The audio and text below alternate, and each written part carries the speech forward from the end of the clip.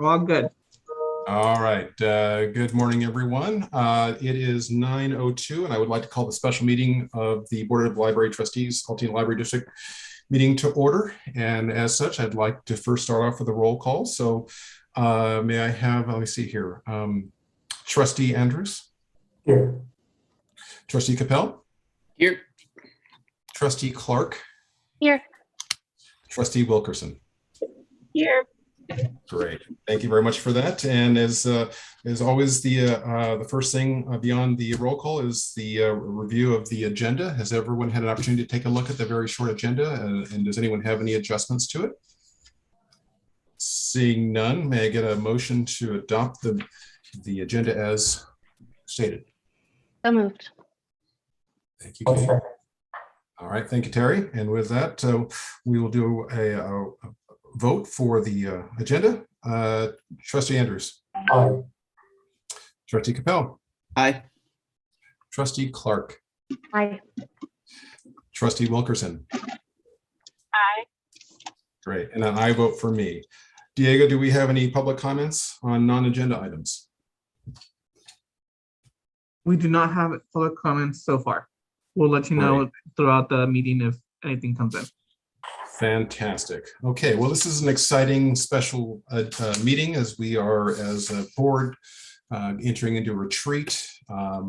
Much like the district over the last several years, under Nikki's leadership, it has continued to grow and morph into a very strong administrative yet service-oriented organization backed by this board. And as I understand, just being with the board 1 year, it has continued to grow and get stronger and more robust. And as we start the new year, I want to first of all say Happy New Year to everyone. I hope everyone had a great New Year's. And then as we go into this year as your new president, it's exciting to be able to have this retreat. And I want to really thank Katie and Nikki for creating this agenda for us as we move forward.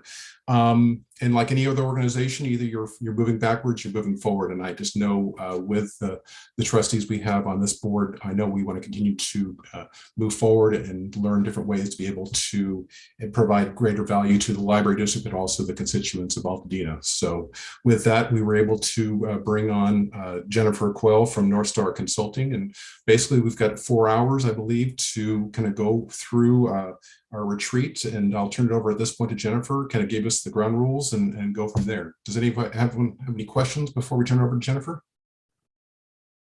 No? Okay, seeing none. Jennifer, it's all yours. Thank you, Trustee Cervantes. I appreciate that. Nice to see everybody. Just to echo Trustee Cervantes' words, Happy New Year. First Friday of 2022. So what a great time. I think the timing for a retreat like this is perfect, especially since the focus of this retreat is really goal setting for the board. I think there's something very poetic about this time of year and goal setting, and the timing is really excellent. I will go over just some housekeeping items before I share my screen. I have a PowerPoint that I'll be sharing with you, just a few slides. Most of what we'll do today will be discussion based. I promise I will not kill you with slides. So a couple of other housekeeping items. Yes, 4 hours today. We should be done right around 1 o'clock your time. And I will give you a break midway through at sometime around 10 where we can end organically at a time that feels right in the agenda. If you need to take a break between now and then, or you want to do that differently, please let me know. I'm super informal about these kinds of things. So, if we need to make a quick adjustment to accommodate a phone call, or just let me know. Anything I should be aware of from a scheduling point right now? Nope. All right. I am going to share my screen. Give me just 1 second. Perfect. Can you all see that? Visible to all of you? Okay, great. Yeah. Pull that out. Okay, so want to take a quick look at the agenda. You all have seen as Trustee Cervantes said, the very short agenda that was put out earlier. Here's really what we're going to be talking about today. We're going to be talking about identifying goals that support the board. I know that you all and countless others were involved in a process where ultimately you put together a really wonderful strategic plan and framework. So you've done a lot of goal setting work over the past few years. And those goals are supportive of the board and supportive of the libraries themselves. The focus today is specifically on board goals. So, what are the things that you all can focus on specifically to fulfill your roles, to enhance the support that you provide to the libraries and to the staff, and really to meet the future? So with that in mind, how will we do that? Well, there will be a few foundational components. I will take a few minutes this morning to review the mission, vision, and values for ALD, along with board roles. I also would like to have a conversation about how would you characterize the difference between staff and board goals? And then we'll do a couple of clarifying exercises so that we can look at the context, because goal setting really is, it needs to be done within the context of what's going on in your world. And then after that, I see this really as like a two-part kind of agenda. We'll do the actual goal setting. We'll identify, a time frame that makes sense and 1 to 3 goals that will support you all, and then take that one step further and outline a plan of action to achieve the goal or goals. Is there anything anybody would want to add? Any questions anybody has about the agenda at this point? Nope. Okay. Okay, great. So I want to start with an opening exercise, and it's, really more of a team building exercise. It's, a very well-known fact that teams that know each other well, that know something about one another in terms of work life and personal life, just operate better. There's more engagement, there's greater satisfaction. So that's really what this short opening exercise is geared for. The last 2 years have been weird. It's been hard to be connected. I think that the pandemic is, is having long-lasting impact that in some ways, we found a lot of really creative ways to be connected, but there are some ways that are just challenging. So a couple of questions for you all today. Doesn't matter to me the order, we'll all share. Tell us, where'd you grow up? How many siblings do you have and where are you in that mix? Could be extended family, and first job that you ever had. And I want to qualify that by saying the first job that you ever had where you received a W-2. We'll take babysitting, delivering papers, those kinds of things off the table. So with that in mind, who would go first? I'll be the guinea pig. I'll go first. Thank you very much. I appreciate that. Sure. As I used to tell my friends in the city of LA who grew up in tougher streets in East LA or South LA, I used to tell them I grew up in the tough streets of Woodland Hills in the San Fernando Valley. I've got 2 siblings. I'm the oldest of 3 boys. And my first job during high school and college was for First Interstate Bank as a bill collector. And then after college was a stockbroker for a couple of years. Wow, that's really interesting. How'd you like that? Which part? The stockbroking. Well, it was a dream job, and like a lot of stockbrokers back then, it was you realize you are a glorified phone salesman. As we said, we were dialing for dollars or punching for pesos, and you were pitching the stock of the month or the mutual fund of the month, and very few actually made the cut after a few years. It was a very challenging job. I can only imagine that. That sounds stressful and just, full of opportunity for people to have issues with it. So I can only imagine. I'll give good perspective on what stress is you don't know stress until you Exactly. middle of the month and you don't Yes. have enough commitment to be able to cover your rent or your bills. So Yeah. Yep. 'Cause I get it. Okay, great. Thank you so much.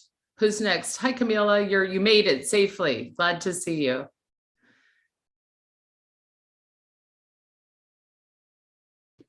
I can jump in and go.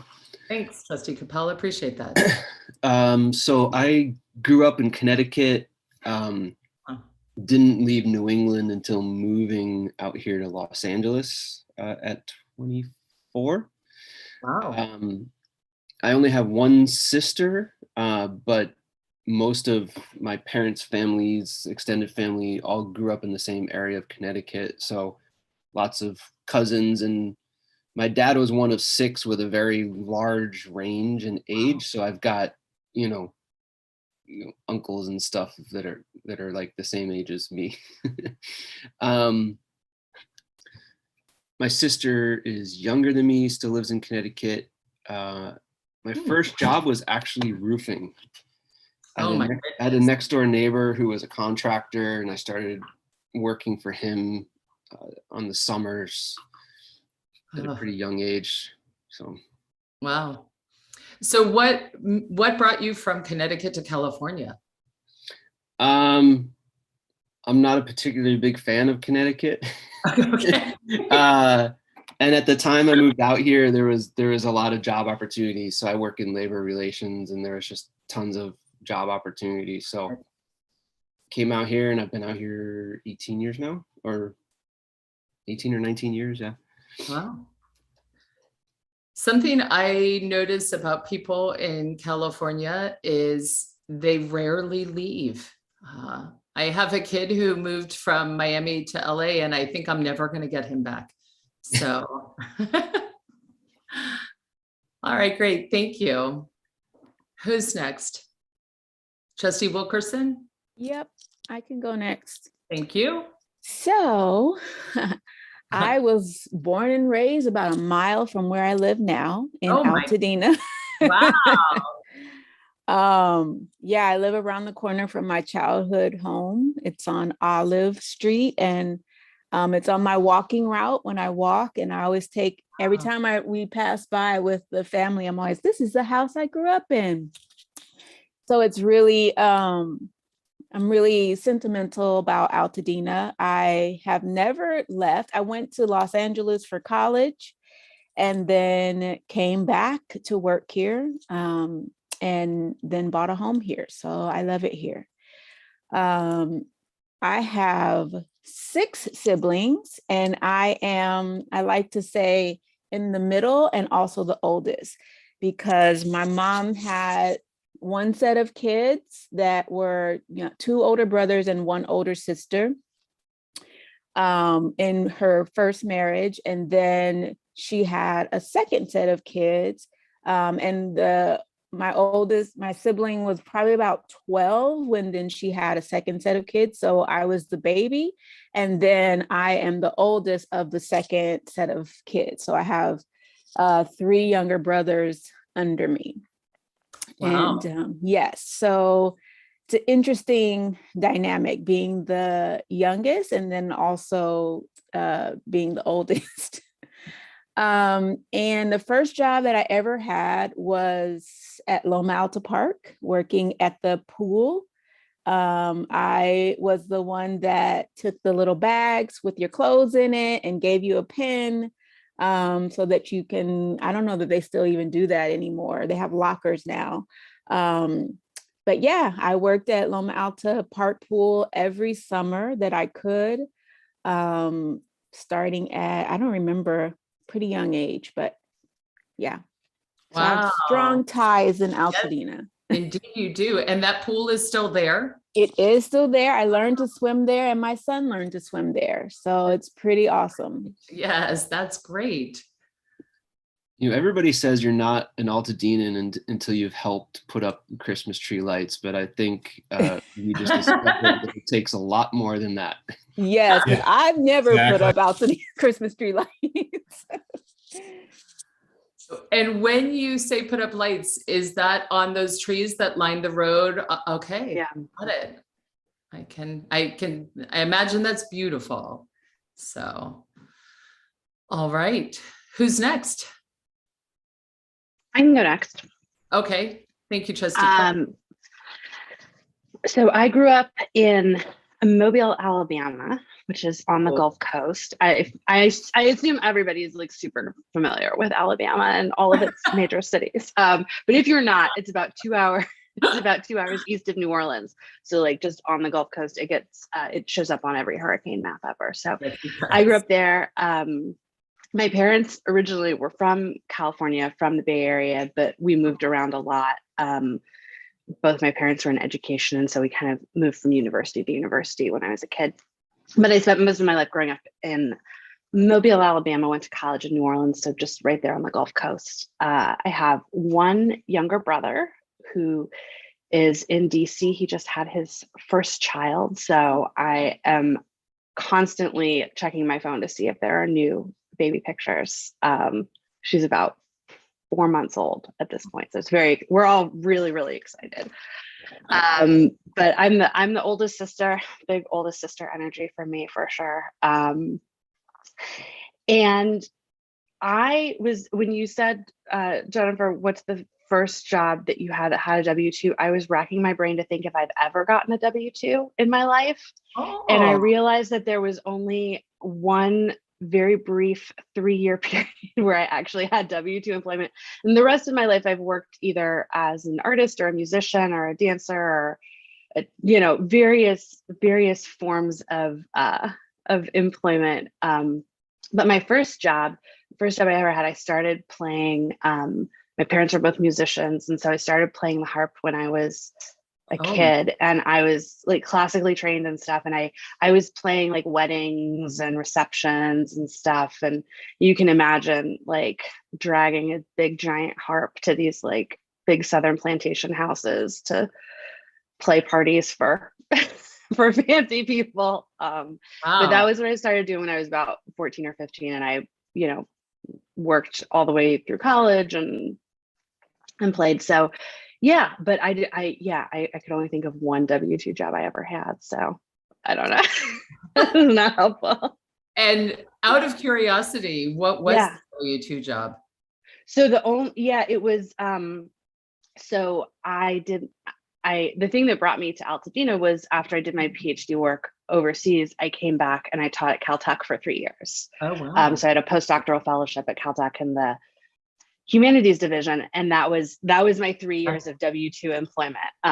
Not a lot of employment, but it was amazing. And I love, if it had been more than a 3-year fellowship, I probably would have stayed. Oh, I did stay till they kicked me out. It's a great place. And it was a ton of fun, and teaching like history and literature to super smart rocket science kids is a blast. It's really fun. Imagine so. Do you still play? I do still play. I don't really, you guys are in my apartment all the time on Zoom, but I don't really have this space for a big giant harp.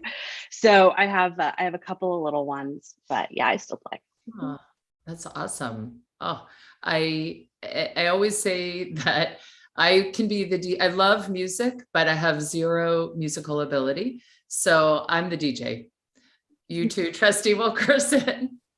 Yeah. Yes. I want to say this is amazing. I would have never pictured you for an artist, Katie. Yeah.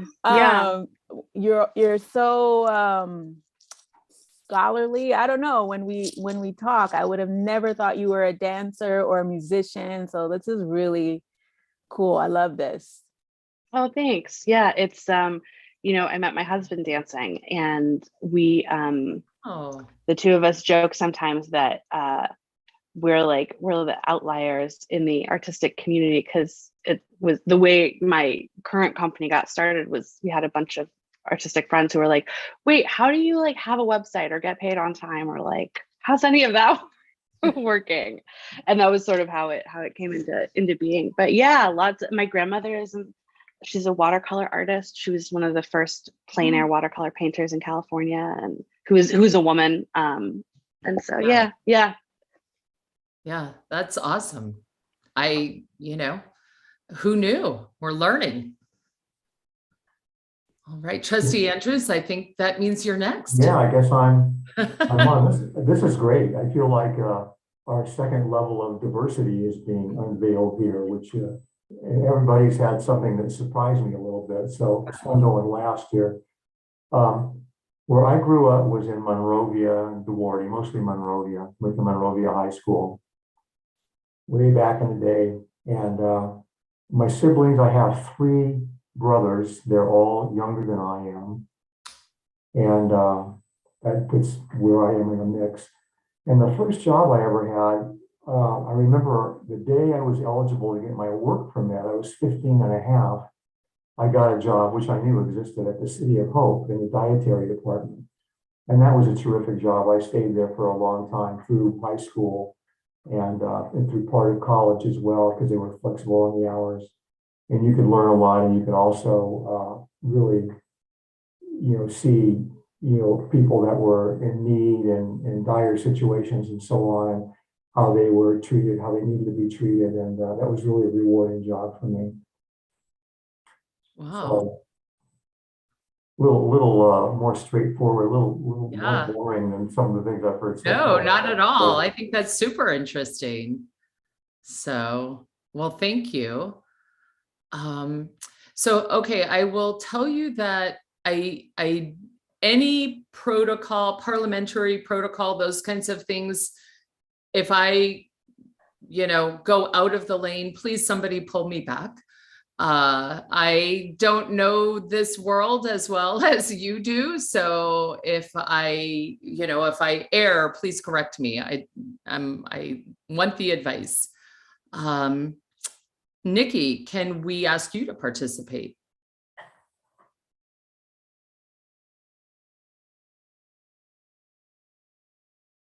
No, okay.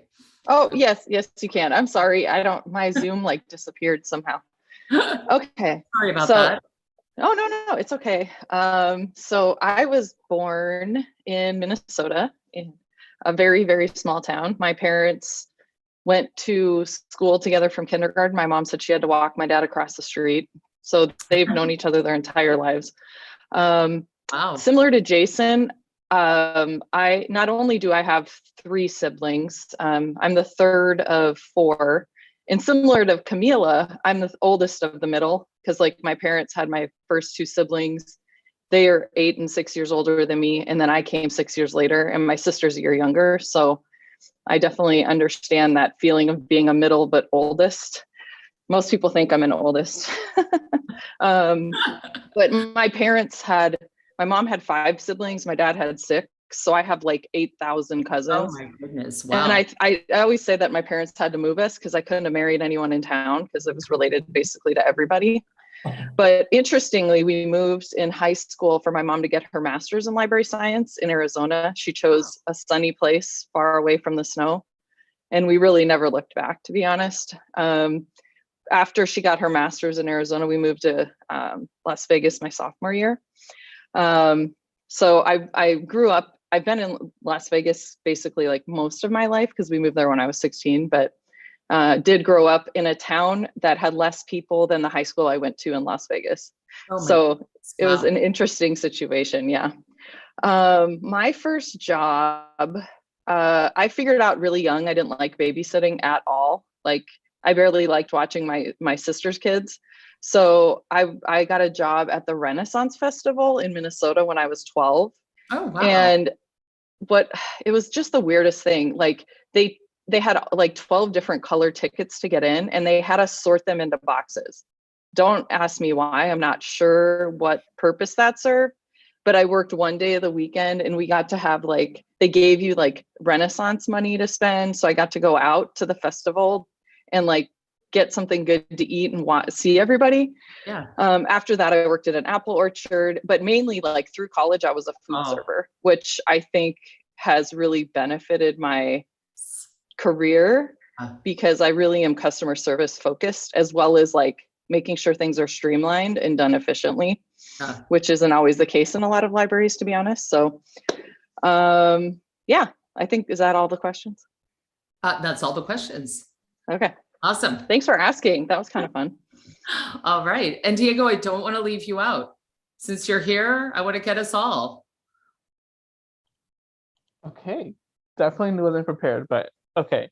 I grew up in Imperial County. My parents moved from Mexicali, the border city, when maybe a year before my siblings were born. I am the youngest of three. I have an older brother and then an older sister. And my first job ever, if I think about my first job ever before college, was as a cashier at my aunt's bakery. I would go in the summers and spend the time and it was actually in Mexicali, where she just needed some help during the summer, so I would go there. But after college, my first job was at a public health research center that unfortunately doesn't exist anymore, but it did a lot of good work in terms of evaluating joint use agreements for schools and allowing community members to use like their park areas or their recreational areas, as well as focusing on healthy eating habits within grocery stores and how just marketing like foods in certain places increases people's ability to or desire to get healthier foods. Wow, that's very cool. You have a very strong like public service bent in your career, so. Yes. It's in the blood, yeah. All right, well, thank you, everyone. I will go ahead so that we are all on the same page. I will tell you that I'm similar to Camilla Wilkerson in that I could probably walk to the home that I was born in. I live in Miami, Florida, and I currently live not far from where I was born, although there have been moves along the way. I'm one of three. I'm in the middle, and we're spread apart. My sister is 4 years older, and my brother is 12 years younger. So I feel like I'm the youngest and the oldest, not really ever a middle because they didn't live at home together for very long.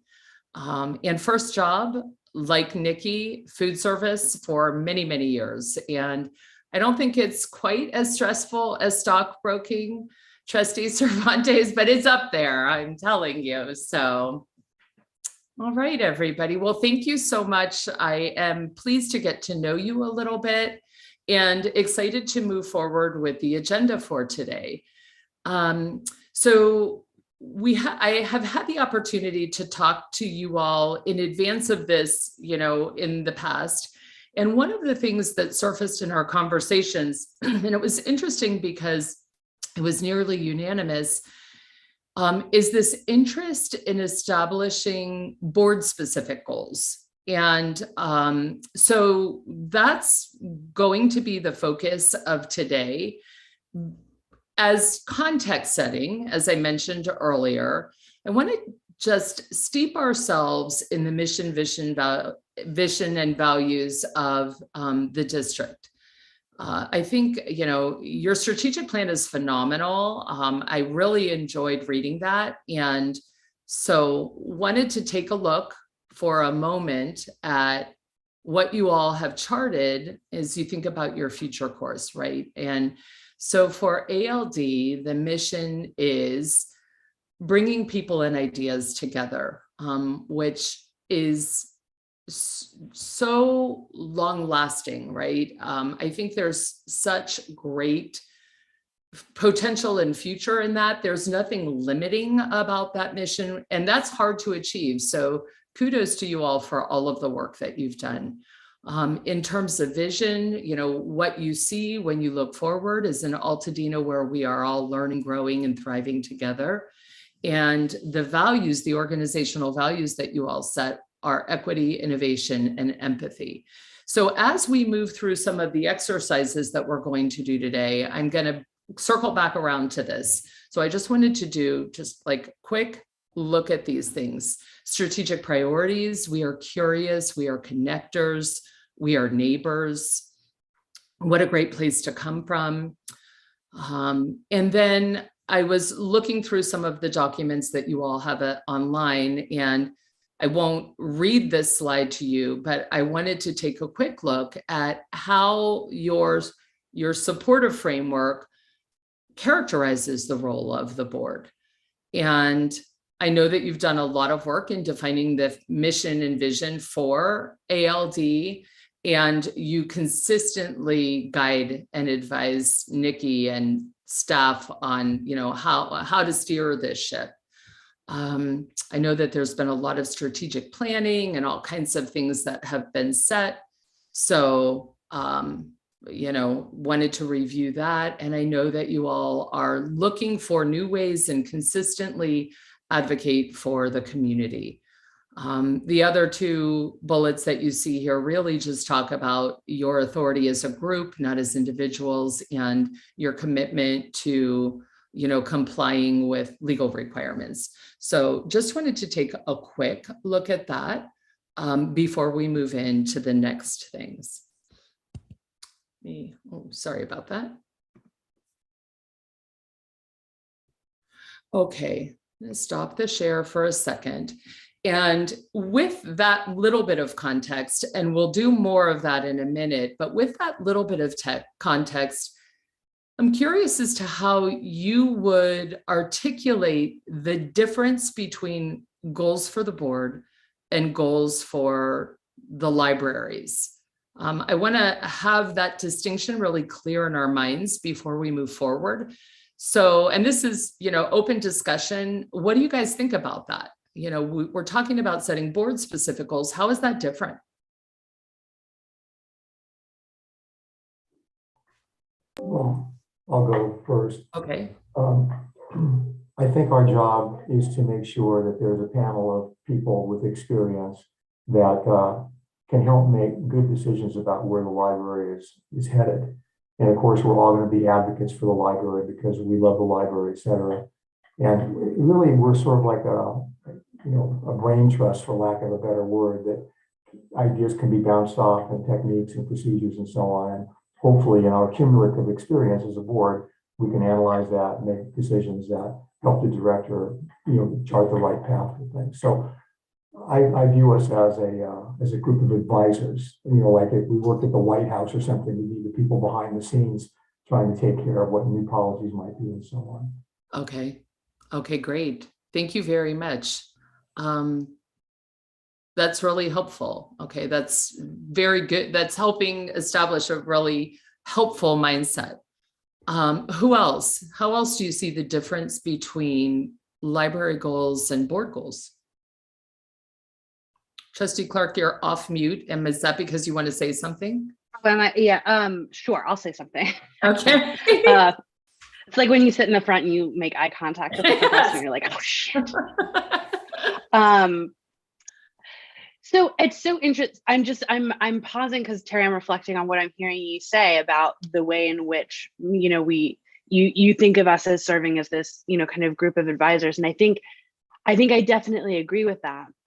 But I also am kind of putting that, excuse me, in contrast with some of the thoughts I have about the ways in which actually the board does have this very specific kind of leadership role. And I do see us as elected representatives of a community. And so in that sense, I feel like it's our job to set direction, identify opportunities, go to bat for the community, all of which I think are things we do, right? And I think are wrapped into some of those things that you were saying earlier, Terry. So I'm in no way disagreeing with you. I'm just thinking about the kind of mental model that I have of the board, and it's a different one, I think. But, at the end of the day, I also think that the board is, sort of the buck stops here thing, right? Like if there's an issue with the library district, if for better or for worse, it kind of, starts and ends with us. And because we're an independent special district, like there's no there's nobody else to go like, well, if you don't like it, you can call Catherine Barger, you can Right. call, you can call the Yeah. governor or whatever. Like, it's us. So I see us as sort of that, I guess, as an important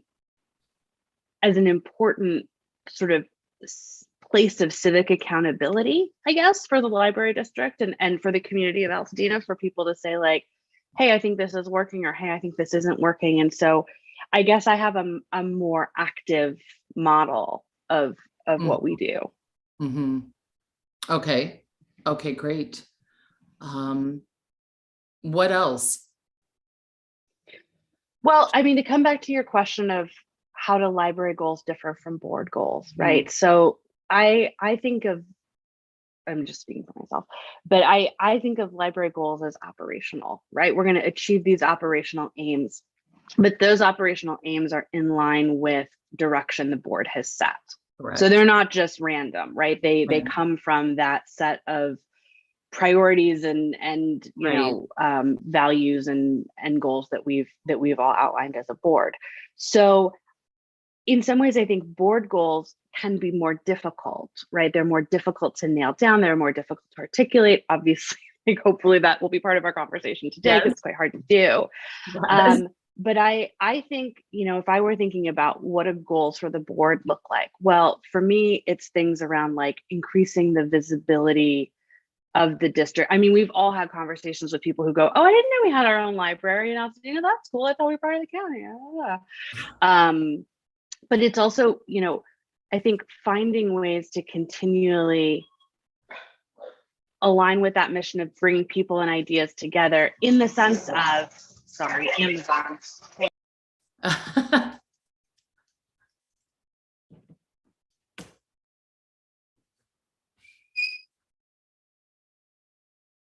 Aw. He left.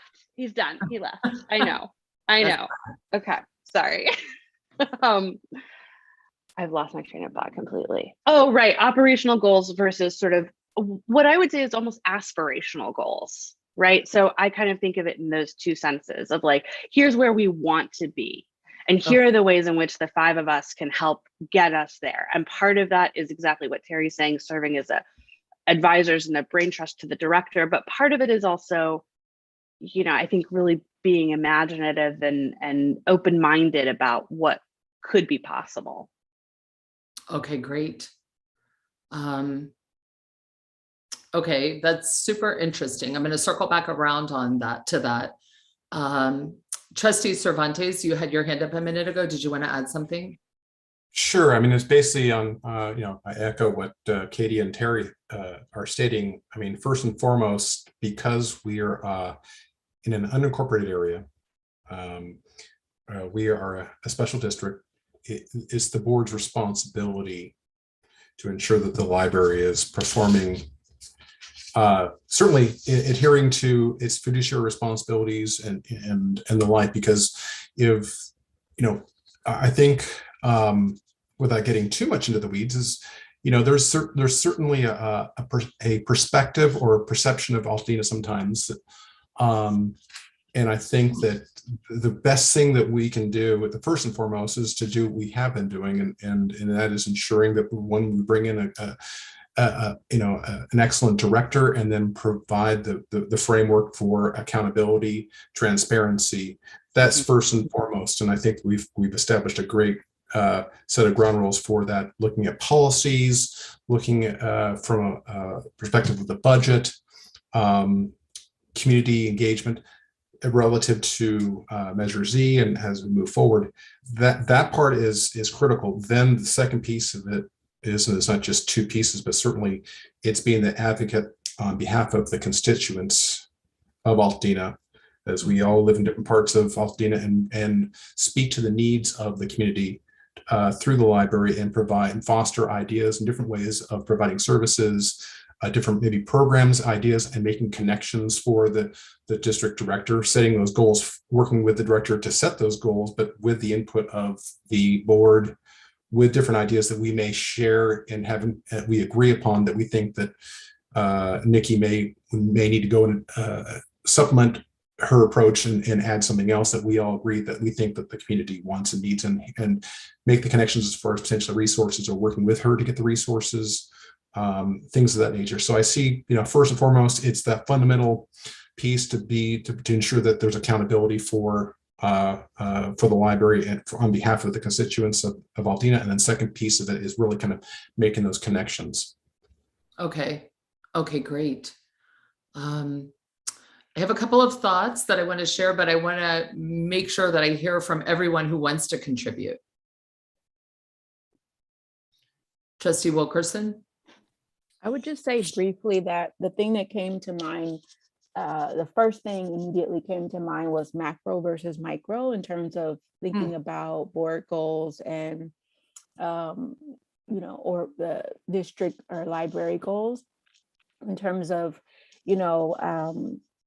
there's like boots on the ground, day to day, activity that needs to happen. And then there's an overarching kind of holder of the big picture, is how I think about what goals would be for the board.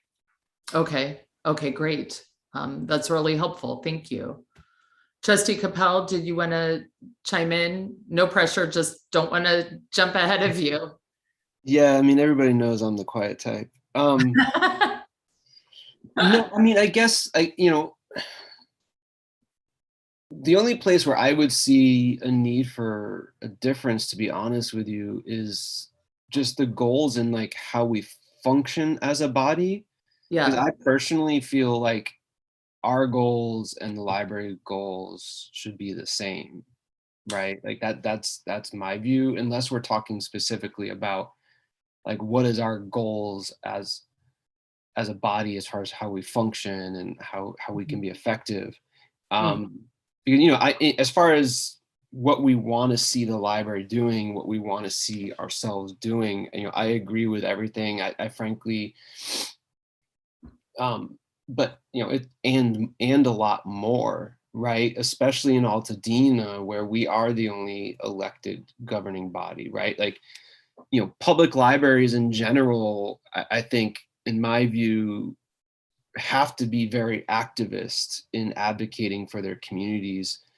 Like you can't be the thing that the community goes to for resources and see at all the challenges that the community faces and then try to like not be an advocate on those issues. Like I don't see how that could ever function effectively, and it puts libraries in a position, right? Right. Here in Altadena, we probably don't necessarily deal with everything that some other libraries do, but we have this other unique thing, right, where folks come to us because there isn't anything else in Altadena as far as a government resource, right? So I think the big question for us is when we're talking about goals is just trying to be specific about that, right? Are we talking about goals just in how we function as a team, or are we looking at kind of like the broader stuff, right? Those would be kind of my thoughts of where my head's at. Okay, great. Thank you. And I certainly agree that the goals of the library are the goals of the board. 100%. I'm thinking about kind of the health of the board, right? That's a framework that helps me distinguish between the two. And I will, in a minute, we're going to do like a SWOT exercise that I think will tease that out a little bit, but I like the words that you use, how we function as a board, because in my mind, that speaks to the health of the board. How do you engage within the role of trustee? How do you engage with the community to make sure that this opportunity is available to others, that other people even know that it is an opportunity, those kinds of things. And I've heard you all say a lot of things. We are a group of advisors. We set the direction. We identify opportunities. We have a civic accountability.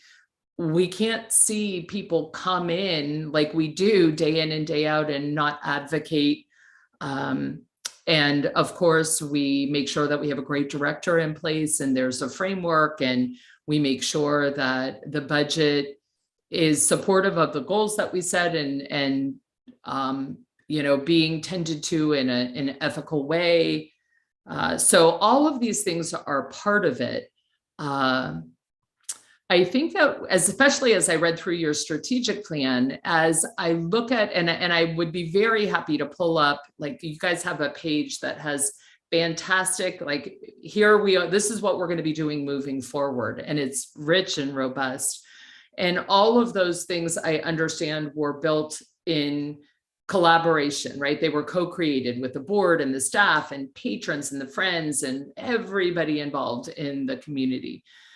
I think though that you guys are, you set the direction. And so there are some unique things that might not come up in that kind of a process that speak directly to the board. And that's the conversation that I think would be really helpful to have today.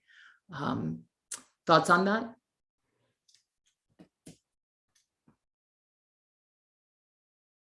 I think that's right. I think that when we think about, I'm hearing what you're saying, Jason. I think that's absolutely right. Like big picture, the goals of the library and the goals of the board are one and the same. There's no, as is true, hopefully with our support groups and with our staff, and like everybody is aligned, right, to move the district forward and to achieve those aims.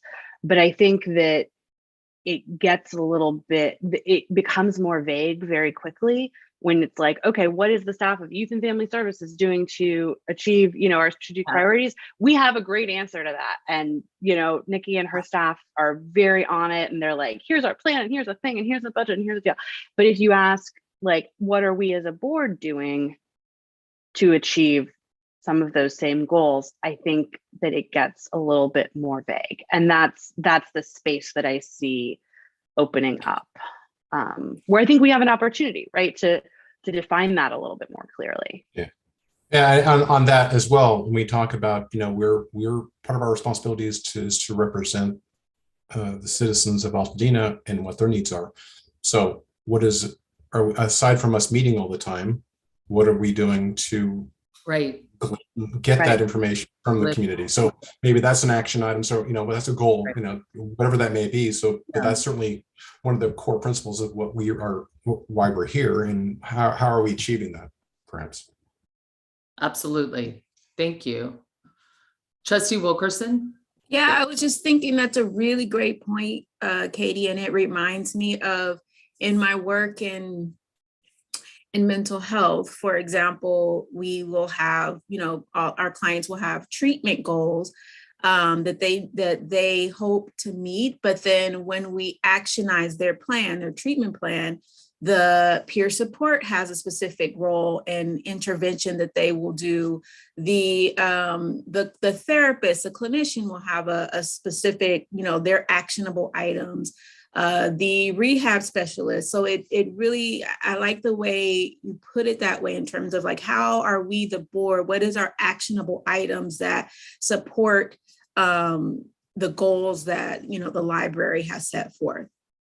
I think that would be really helpful to highlight or to just, actionize us. Yeah, I think so too. It's a real word. I made it up. I like it. I like it. I have one that's habitized. It's not real, but I think it should be. So great. Anyone else thoughts on this? I think it will. Trustee Andrews?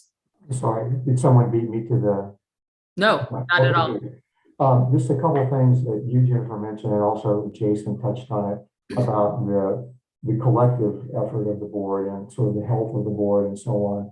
And I think we do a really good job, this is my personal opinion, about exercising our responsibilities really, really well. I mean, we're all on committees, and we have been on and off committees the entire time we've been on. Nobody shirks their duties. Everybody shows up. Everybody gets the reports done. And, that's a big thing, because if people in the community and the staff of the library see a board that's working hard at full steam because they're on the committees and making decisions and getting stuff, that's a really big collective goal that we should have, to make sure that the overall health, the five of us, are, engaged. And if anything, there should be mechanisms for us, I've never really thought about this before, to be able to nudge somebody into better compliance on the board. You'd be, what are the methods or the ways that we could talk to a fellow on the board, I guess, just pick up the phone and talk to make sure that we're all sort of marching to the same drummer. But right now, and for the last few years, I think we've done a remarkably good job of that myself. Mhm. Yeah, I have not been working with the district for that long, but I can tell you that I've heard just such remarkably positive things about, leadership and really the changes that have happened in the past few years. So yeah, I hear exactly what you're saying. Okay, so any other comments or thoughts before we move into just a couple of quick exercises that I think will really start to tease out that space that we're talking about, that difference between, board goals and all of the other goals that you all drive and support and helped create. Now, come back to the PowerPoint for a quick second. All right, can you all see that? Yes. You got it? Okay. Hang on one second. Okay, so I want to do an exercise with you. Some of you may be familiar with it. You may have done these in the past. I want to do a SWOT exercise with you, and I'm going to jump out of the PowerPoint in just a second. But I'd like to define what you all see as the strengths of the board, the weaknesses of the board, opportunities for the board, and potential threats for the board. And I think when we kind of step back and take a look at that, it will be much easier to see which kinds of goals could fall into that space of board goals. So that's where we're headed next. Do any of you have any experience with doing that kind of thing? Maybe it was part of your strategic process already. Okay, all of you, great. Okay, so I'm going to share a different screen. I love doing SWOT analysis, by the way. Okay, good. It's fun. It is fun. It's fun. All right. 1 second. While you're doing this, I'm just going to grab a cup of coffee. Go for it. Okay. Get out of that.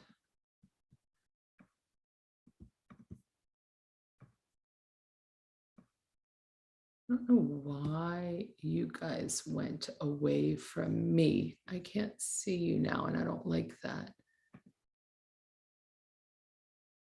1 second.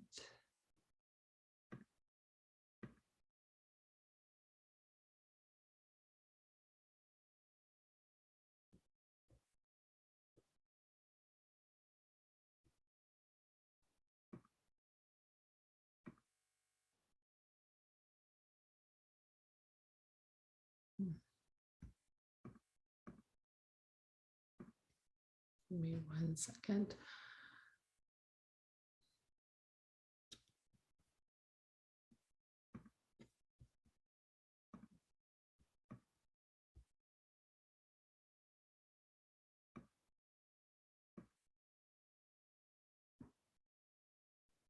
Rushmore, how did your backyard hold up during all that rain? Is There. it still up Oh. on the hill, or is it Yeah. down on your, Yeah. is it in your front thank- or whatever? Yeah, thanks for asking. No, everything worked out really great. I was actually, everything held up nicely, the netting, and I put these, what they call straw swaddles. They're basically those hay rolls you see on the side of freeways. I put some of that up there too, just to make sure that none of that too much rain came down. So actually it held up quite nicely. But that was a lot of rain. A lot of rain. You guys have the strangest weather Correct. over this holiday. It's been weird. Well, It's been Altadena has its own microclimate up here. Literally, it Yeah. can be 3 or 4 degrees difference from just down the street in Pasadena. Yeah. We could get like 6 inches of rain when downtown gets half an inch of rain. Like it Wow. just it's here and just. Well, I rain. notice as I drive to the library, those huge gutters that you have. So I figure that was for runoff. I do a ton of work in San Diego and they wish they had rain. So you would not see a gutter there. Well, we just wish we didn't get all at once. Yeah, Mm. I get that. Yeah. Okay, so I'm ready. I see you again. We're all good. So, and there will be overlap. Okay, I want to acknowledge the fact that when we're coming up with strengths and weaknesses and opportunities and threats, some of the things that we come up with are going to apply to the library as a whole, to ALD as a whole, and some are going to be relevant to just you. To the extent that we can focus on just you, that would be great. But I know that's not entirely possible. And I'll share with you just some observations that may help to get the ball rolling. You all recently had changes in role within the board. Congratulations to Trustee Wilkerson. I understand that you are the secretary, and Trustee Cervantes, you are the president. That's awesome. I also see the same faces. So I wonder, you know, is there an opportunity embedded in that to have more people know about, you know, being a board member and what's involved? And some of you are new, and how has your experience been? What are the things that have been really positive about being on the board, and where has it been a challenge? You know, where are there processes that could be better that would make executing on your role easier? Those are some things that we could look at. So just planting seeds. So let's start with strengths. All right. What is it that the board does well? Okay. What resources do you have at your disposal that help you do the work that you do, all of the good work that you do? And those of you who are new or sort of new, what was in place? What infrastructure was in place that was really supportive of you stepping in?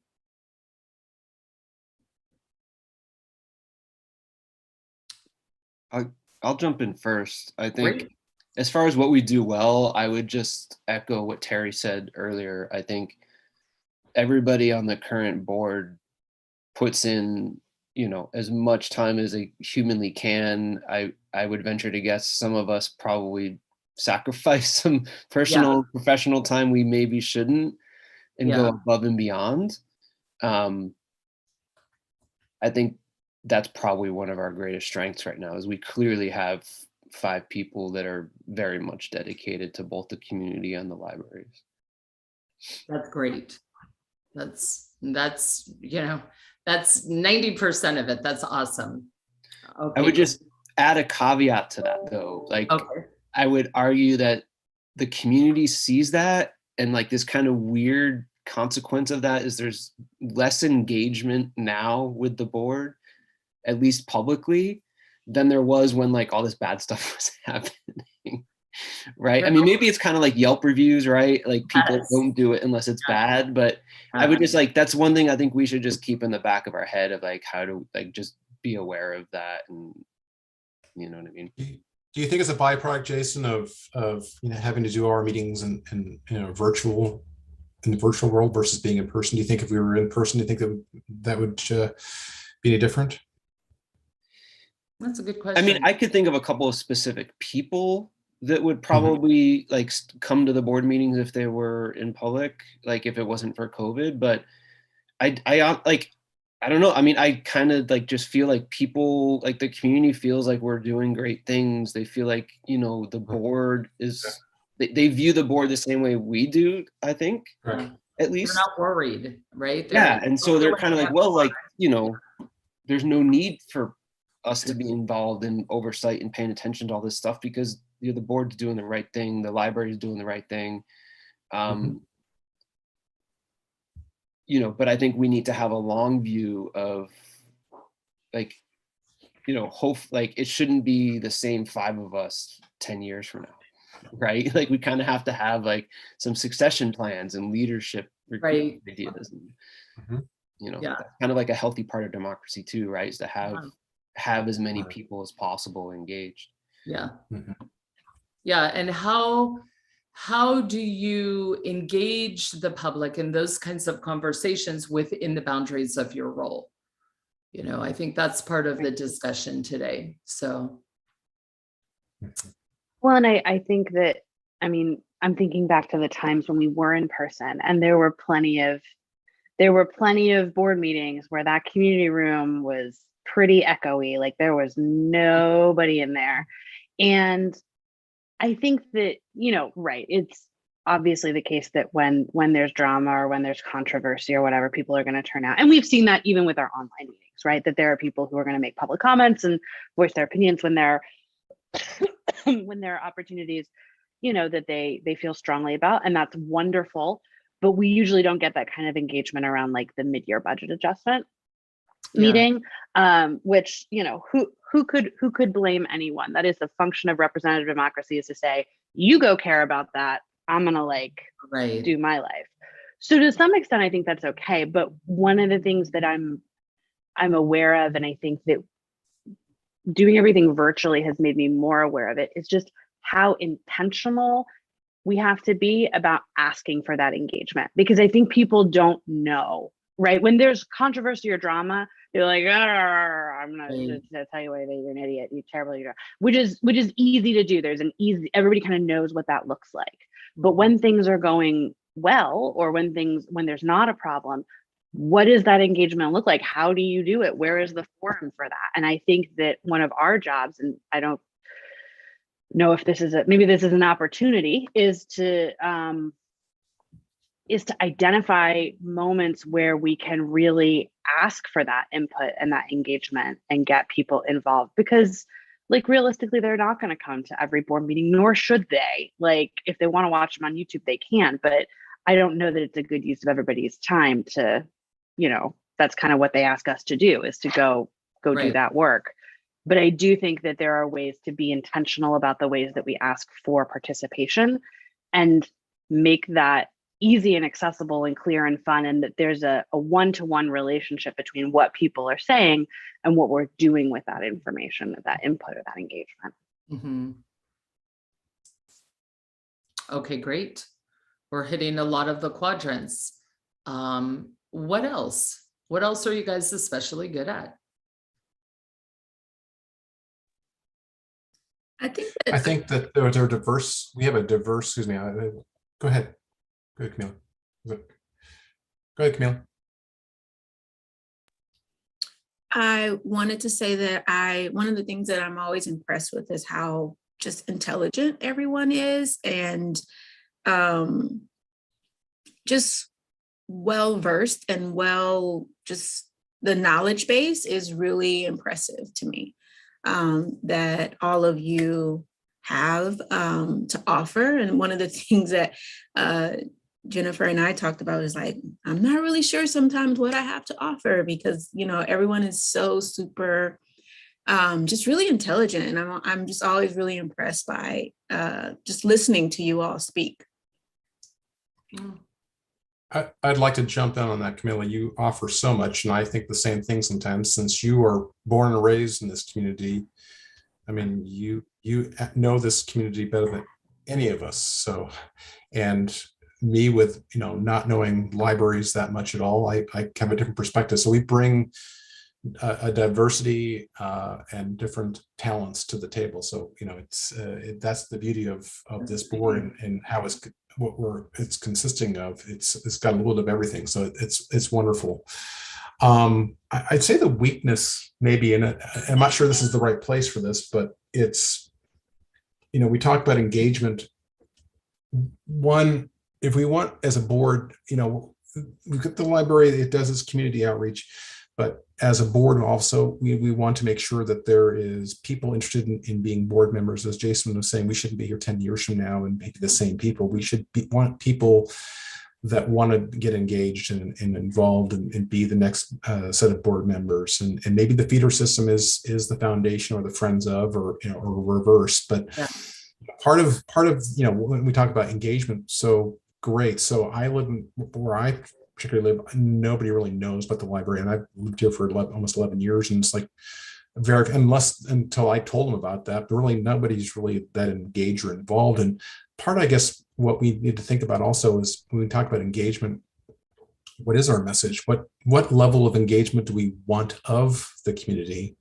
Beyond just saying we want engagement, that's nice to say, but what does that mean? If someone came to me and say, we'd like you to get engaged, it's like, okay, what do you want me to do? And that's, I think that we have to ask ourselves that, what do we want of people to do and get involved, from the east side of Altadena to the west side of Altadena? What is it we're asking of them? And so I mean, I throw it out there as a question. I don't necessarily know that I have the answers, but certainly I think there's certainly something we should be asking ourselves as well. Yeah, I think that's a piece of the reality. Thoughts on that from the group, from others? I think that's a really it's well stated, Rushmore.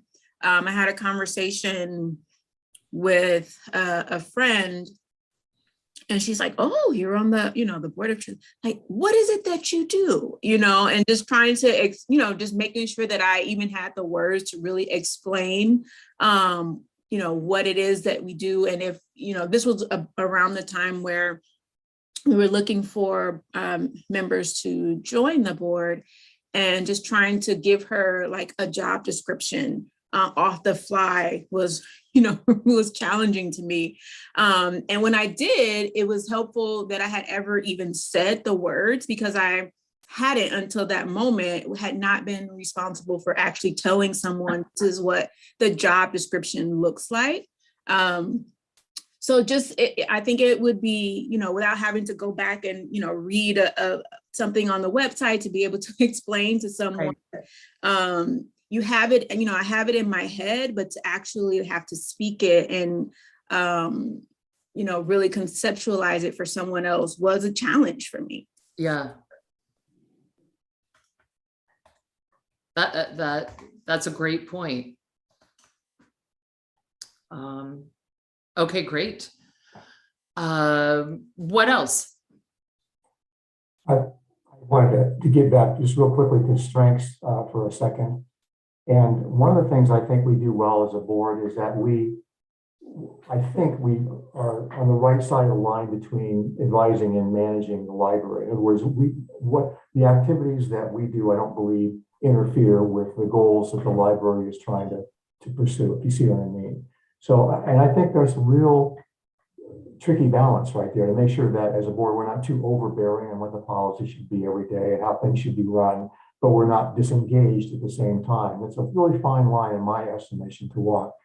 And I've got one example that I'll use, and I don't mean to be disparaging about this. So the person I'm about to talk about, it will not be named, but way back years ago, I remember talking to one of the trustees in the library board when I was up at a library event, and I said, oh, you're a board member. I go, what do you do? What does that entail? He goes, well, we vote on all expenditures over $10,000. It's pretty easy, actually. And I thought, wait a minute, that doesn't sound right to me. Something's missing in that equation. Yes. And that was at a time where the library did feel as if it was a ship without any rudder, and it was drifting all over the place. And then there are events that happened, in the last few years that put this board in place. And I think, based on what that former trustee told me and what we're doing, that there's a huge difference in the way things are being run, historically.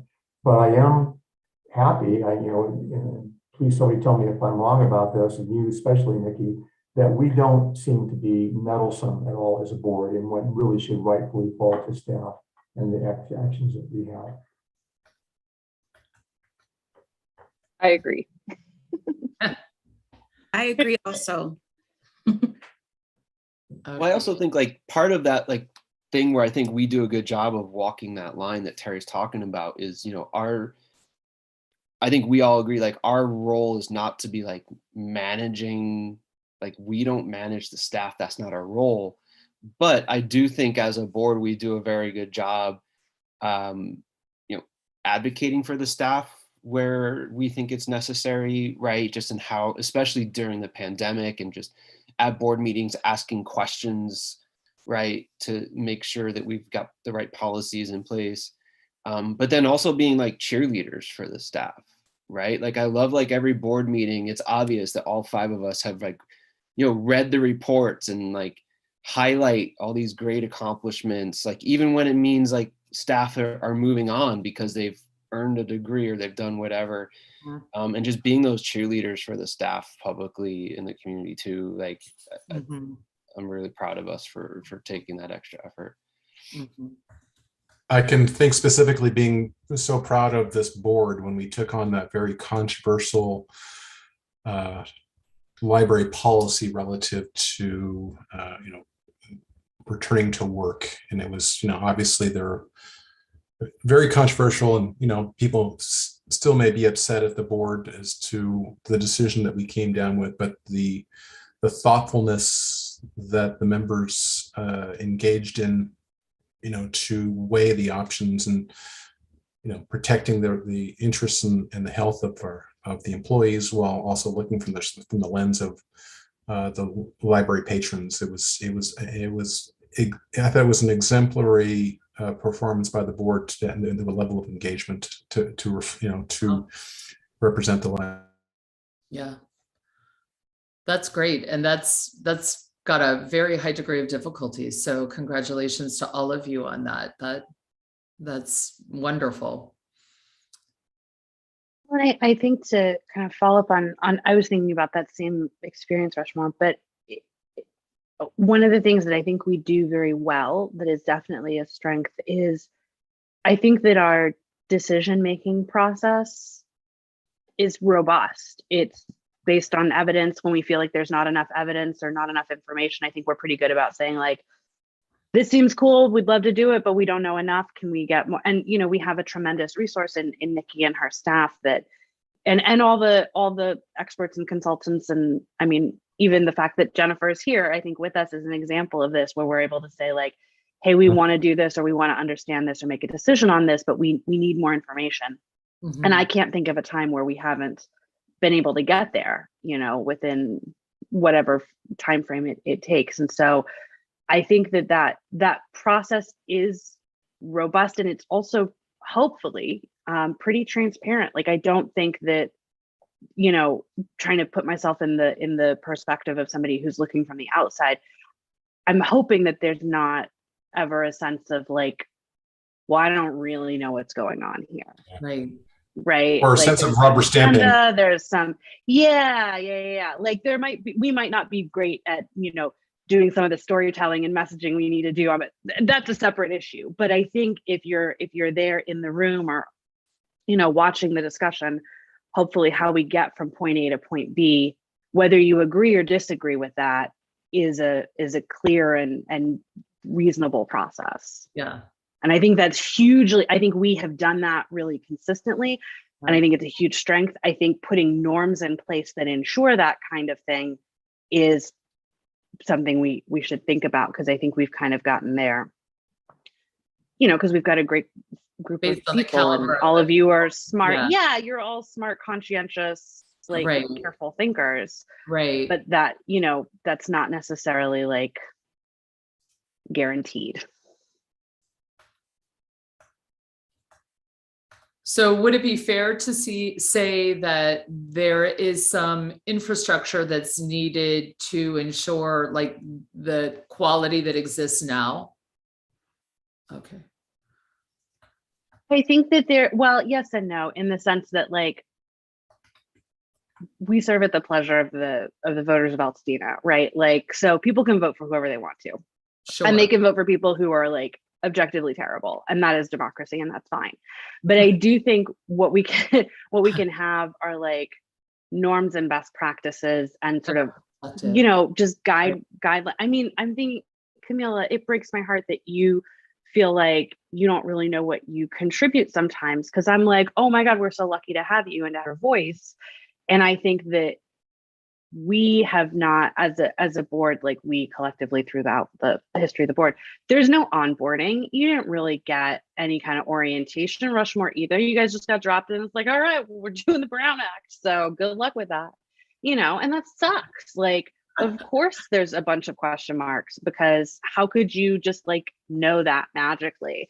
but that kind of thing, right? Where these are the expectations. This is like what a board member does. This is how you can do it. This is like ways in which we can find places where you feel like, oh yeah, I'm absolutely, because you are, of course, should go without saying, but I want to say it, of course, adding tremendous value.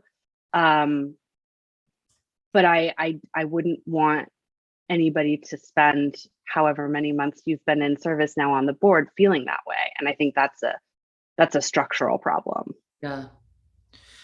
So I'm going to turn our focus now to weaknesses, because I think we have a really organic pivot right now. But of course, if you think of more strengths, we're all over the place. It's fine.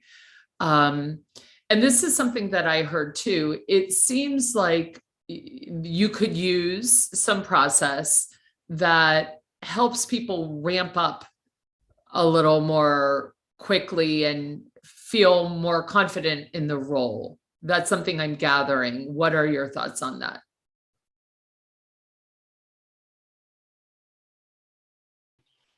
Yeah, I would agree with that. I think the challenge is figuring out where are the resources to help with that, right? Yeah. There's this special district statewide thing that provides trainings and stuff, but it's so unique for us to be a library special district. Like they're so heavily focused on like basically utility services. Yeah.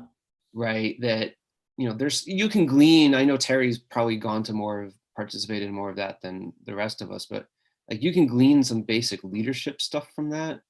Right.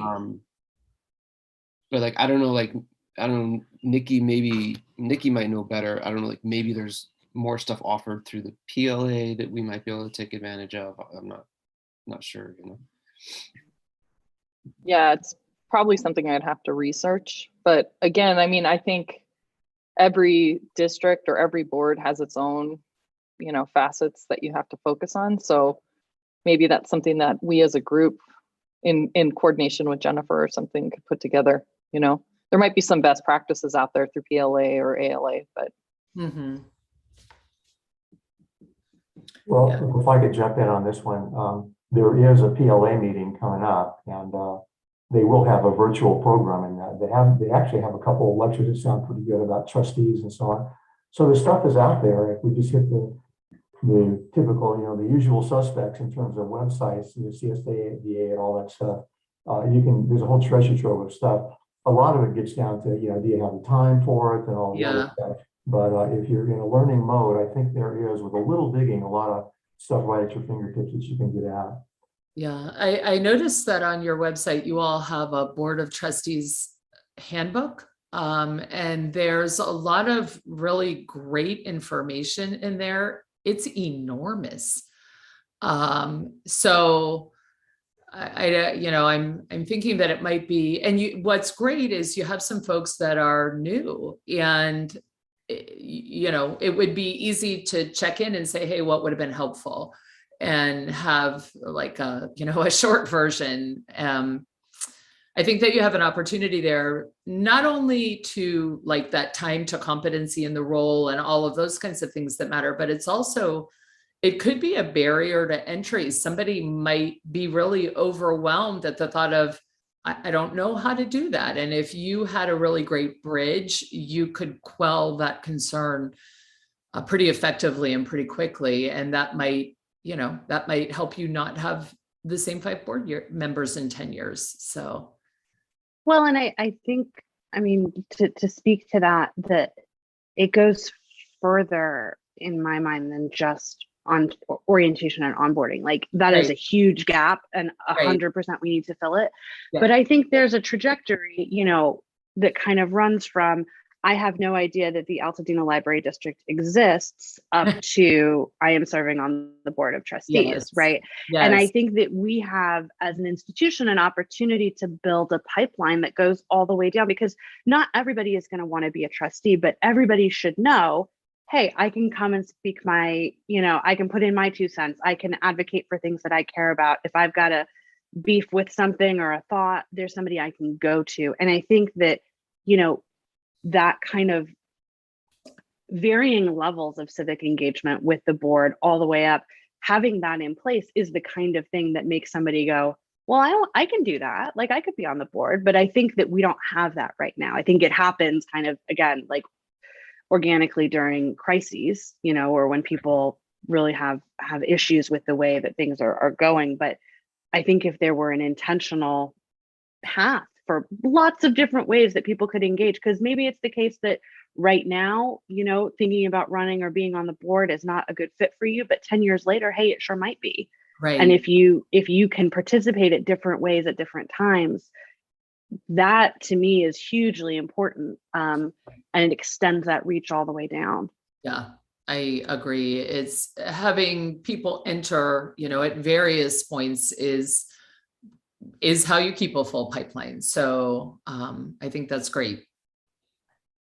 If I could just jump in here on that one, I think that one opportunity for us in that regard, and I know we all see it and we're working on it too, is the you know, the redo of the library. You know, people are really interested in that. The highest level of engagement that we've had from volunteers and volunteer committee members and stuff have been around issues like that.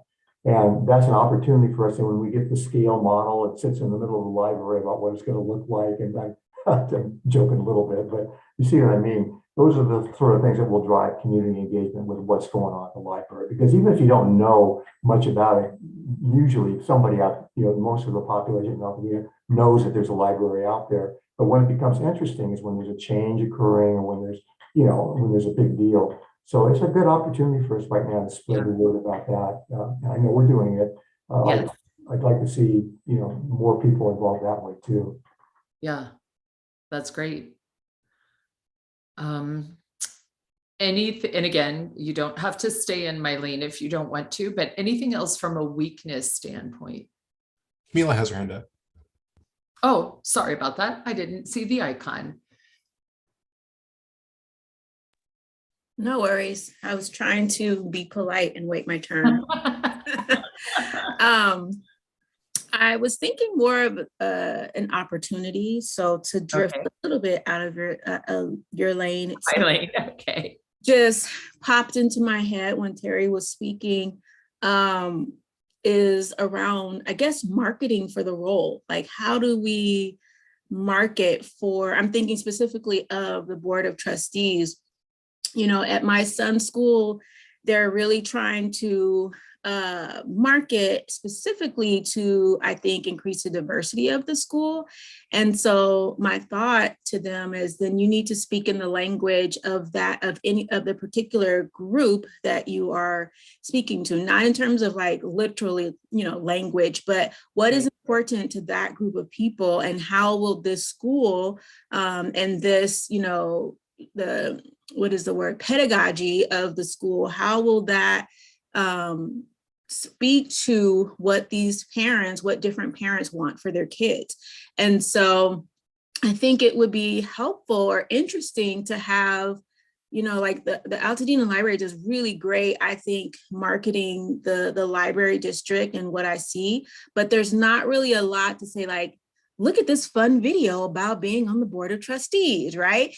But there could be, you know, there could be some like snippets or, you know, something interesting, really focused on kind of selling the role, for lack of a better way to describe it, so that people are interested when it comes time to, you know, onboard or, you know, look for, have new people join the board.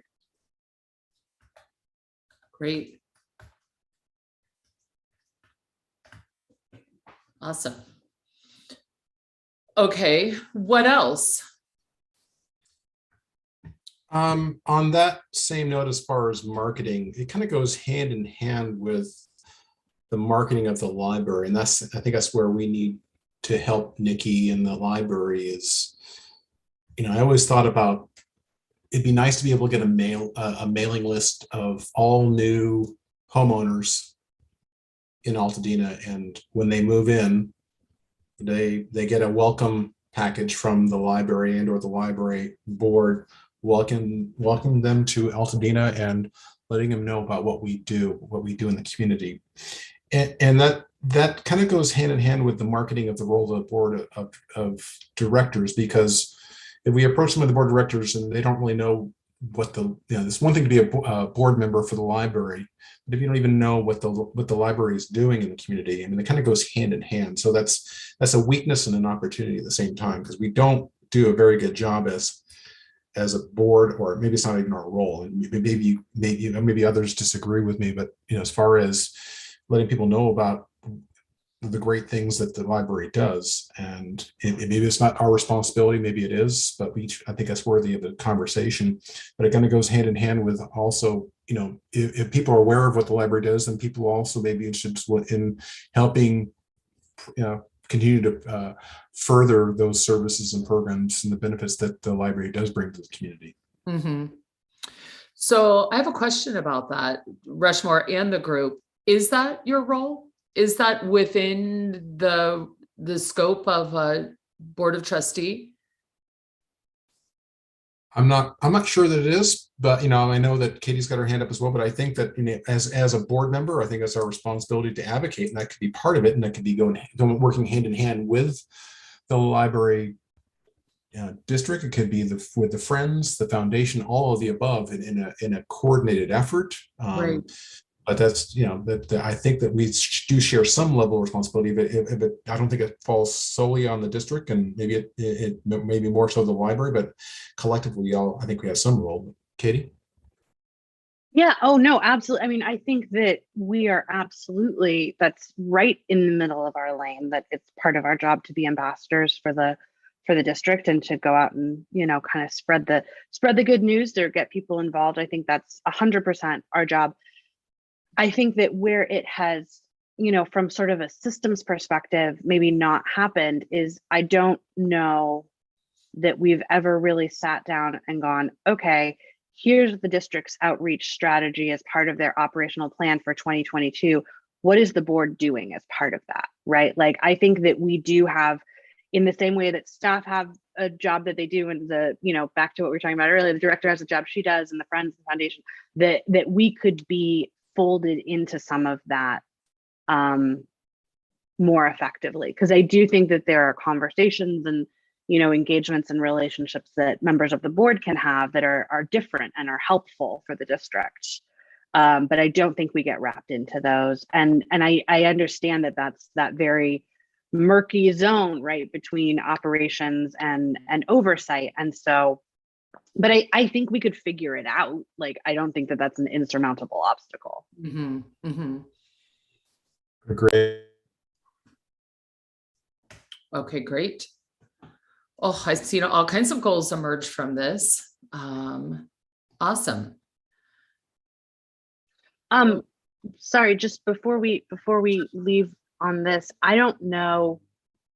I've been thinking about this, and I don't know what quadrant it belongs in. So you guys tell me, but I think one thing that we've touched on, but we haven't talked about it directly, and it's an important role of the board, is to basically ensure that the district and the director have the resources they need to do what they do, right? Whether that's tax dollars or buildings or access to other resources. Like, our job is to make sure those resources exist. And a lot of that can feel kind of pro forma, like, well, there's always been taxes, but like the whole Measure Z process and rebuilding these libraries, like, there was a need, we identified it, we were like, okay, how do we figure out how to get those resources? And then, now they're in place. But sometimes they will be, fiscal resources, and sometimes they will be other kinds of resources. But I think a really critical part of our job is to have an eye on that, and in concert with the director to figure out, like,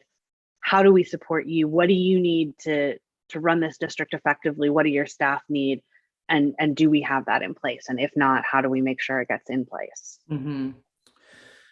So, and Trustee Clark, I pose this to you and everyone.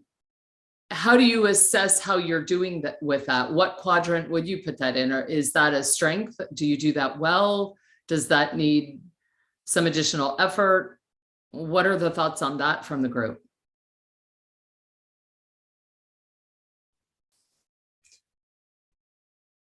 Well, I've only been on the board for a little more than a year, and the dialogue and communication from Nikki has been very forthright in her asks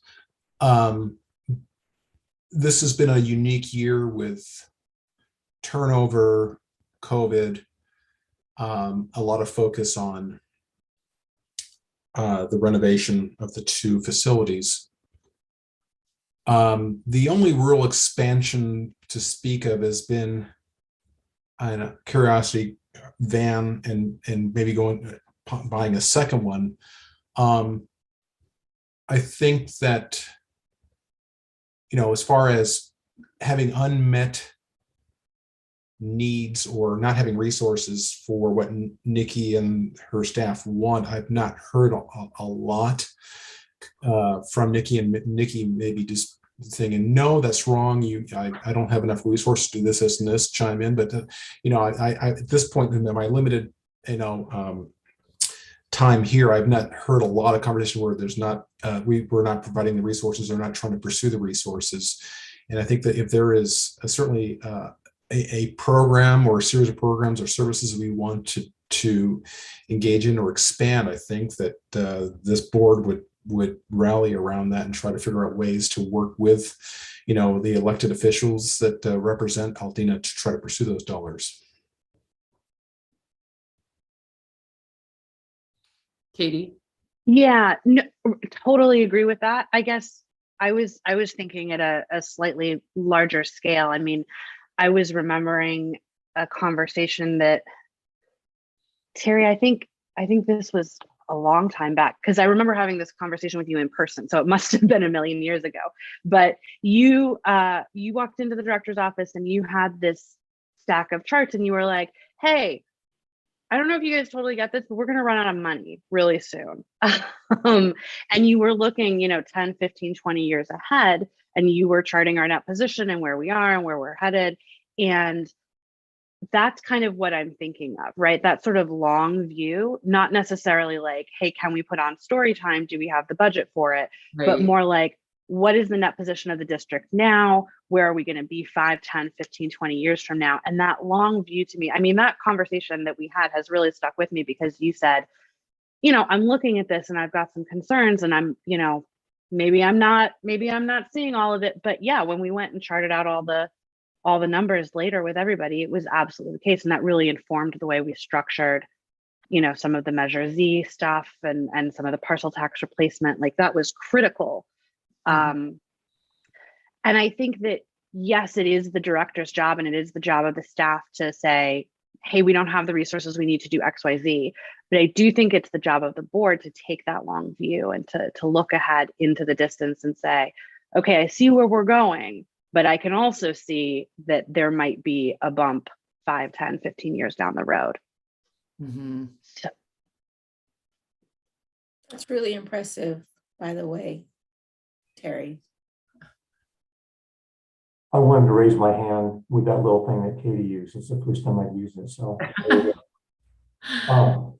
my reaction to that is that we can continue to do things like that on the charts and stuff that you were talking about, Katie, on a lower level, just by taking a look at other variables in the community that are going to affect our revenue, such as what the resale has been of homes and how the net value of the wealth of Altadena is going up or down, real estate wealth, and where that's going to put us in the future for tax collection and so on.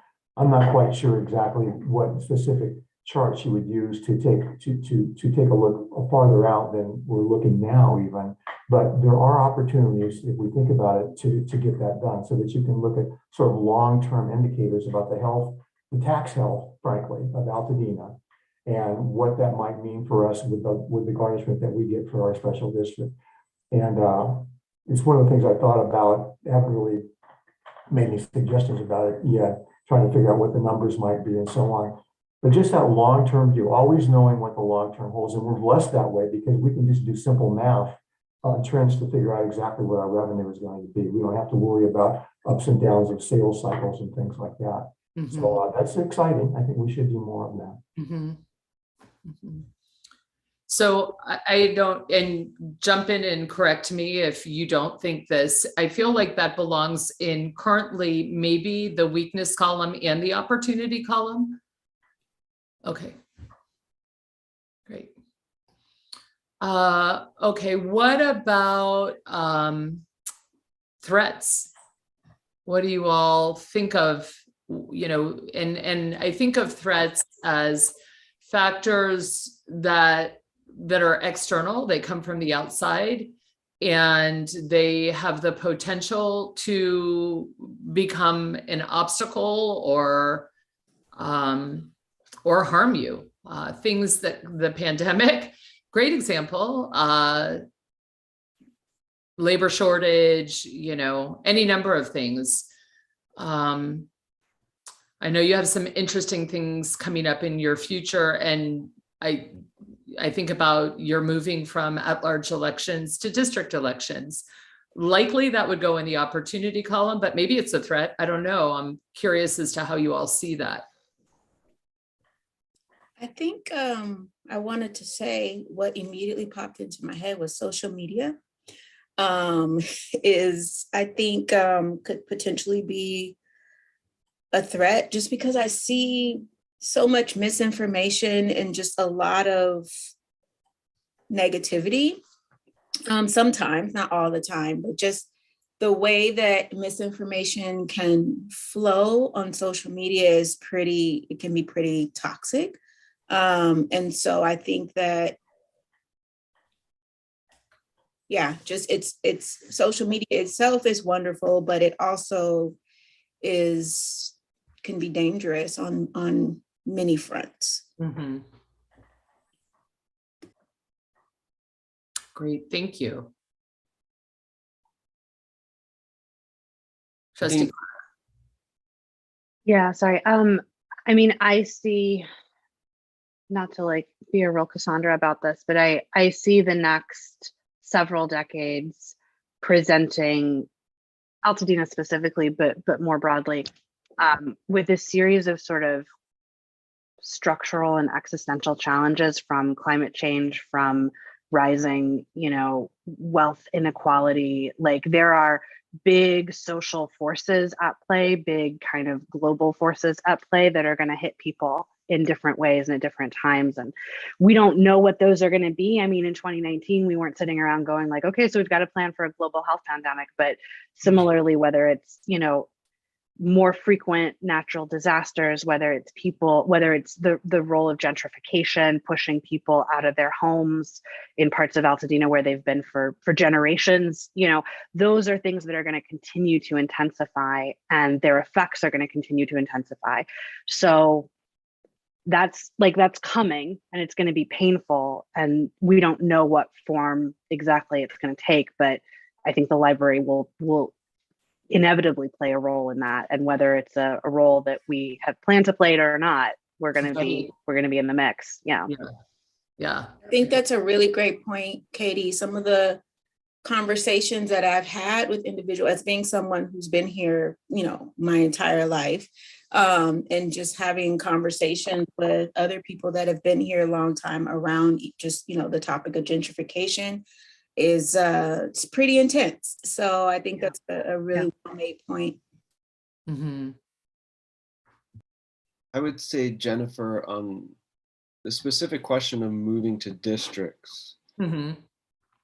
whether or not that's a good thing or a bad thing is going to depend on how we engage the community around the process. Yeah. Right. Because I think this board and even some previous members, like, it was a very clear and easy decision to move in that direction, both because it's the right thing to do, and it's frankly, it's like the best way to ensure that this board in the future is truly representative of the community. Mm-hmm. Right.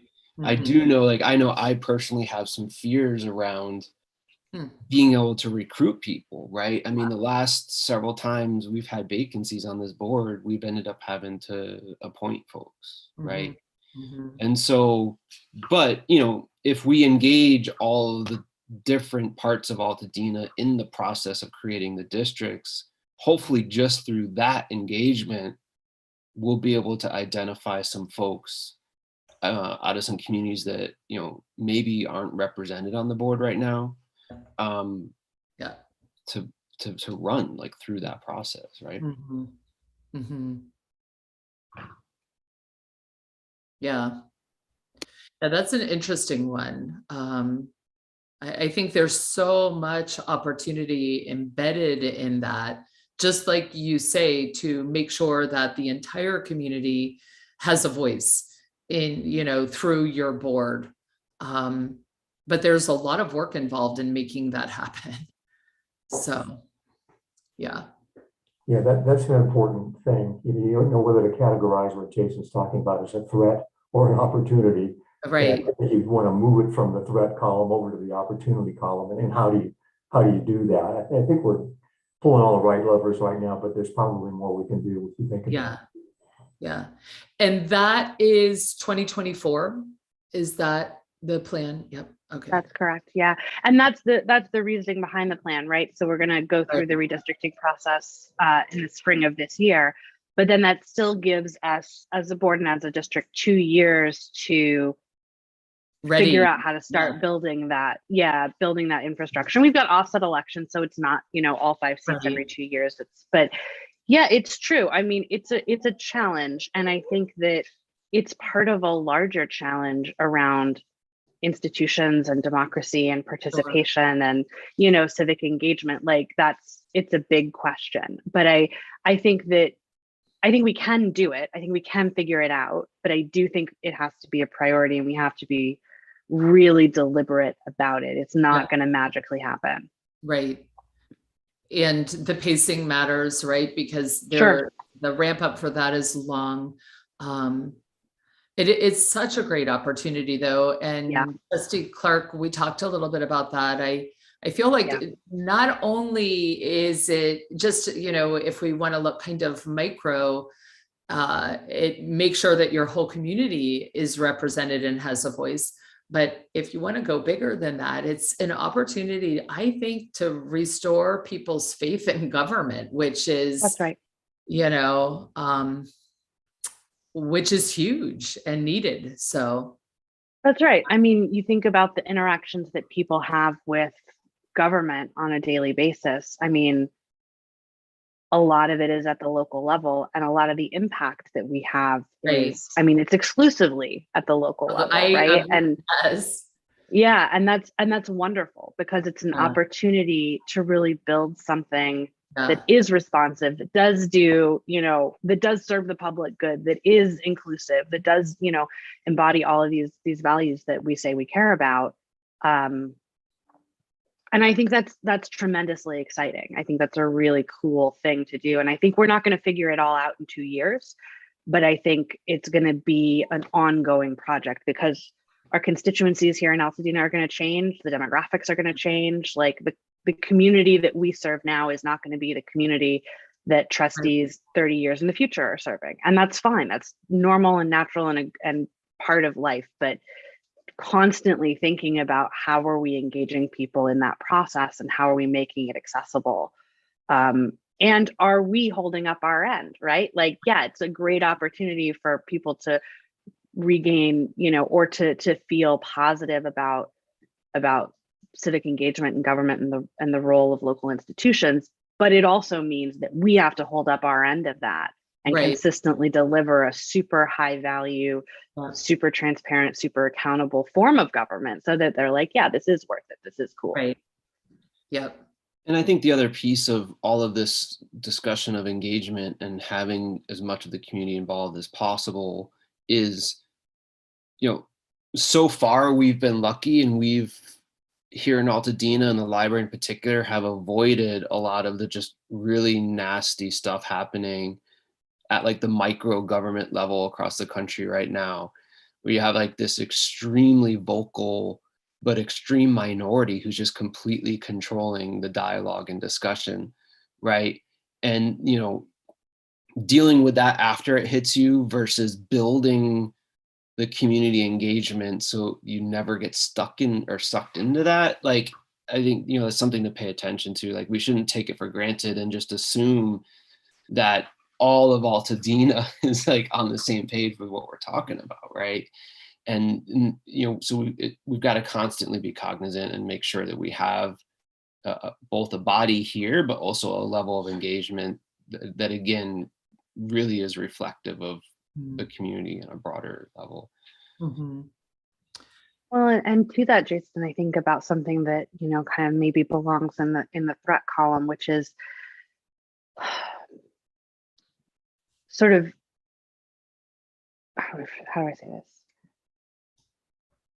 A sort of larger social movement towards isolation and sort of in-group cohesion, right?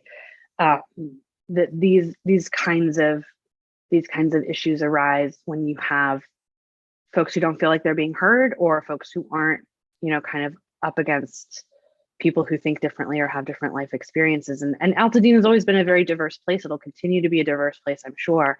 But we all know how isolating and isolated it can be as well. There are, you know, one of our big projects at the library has been to try to break some of that down and unsilo things and get folks from different groups to talk to one another. And it's not necessarily the case that we've gotten there. And I think that, you know, building community, building a sense of the public good, having people feel like, yeah, I know people where I live and I'm accountable to them and connected to them, and we're part of this enterprise together, like, that is a very big picture and vague thing to say, but I think there are a lot of social forces arrayed against that. So that's why I put it in the threat column, because I think it's, if you leave it to inertia, we move more towards isolation. I think the work of building community, for lots of reasons that are global and for lots of reasons that are specific to Altadena, is something that requires an intentional effort. Mm-hmm. I'm also adding to that, Katie, the possibility of inertia, because inertia can eclipse a lot of things, and even all of the good work that you all have done could slide back in the face of that. And I have no idea. I just wonder, as I look at your group and the nature of your group, is the lack of trust in government a threat for you all at all?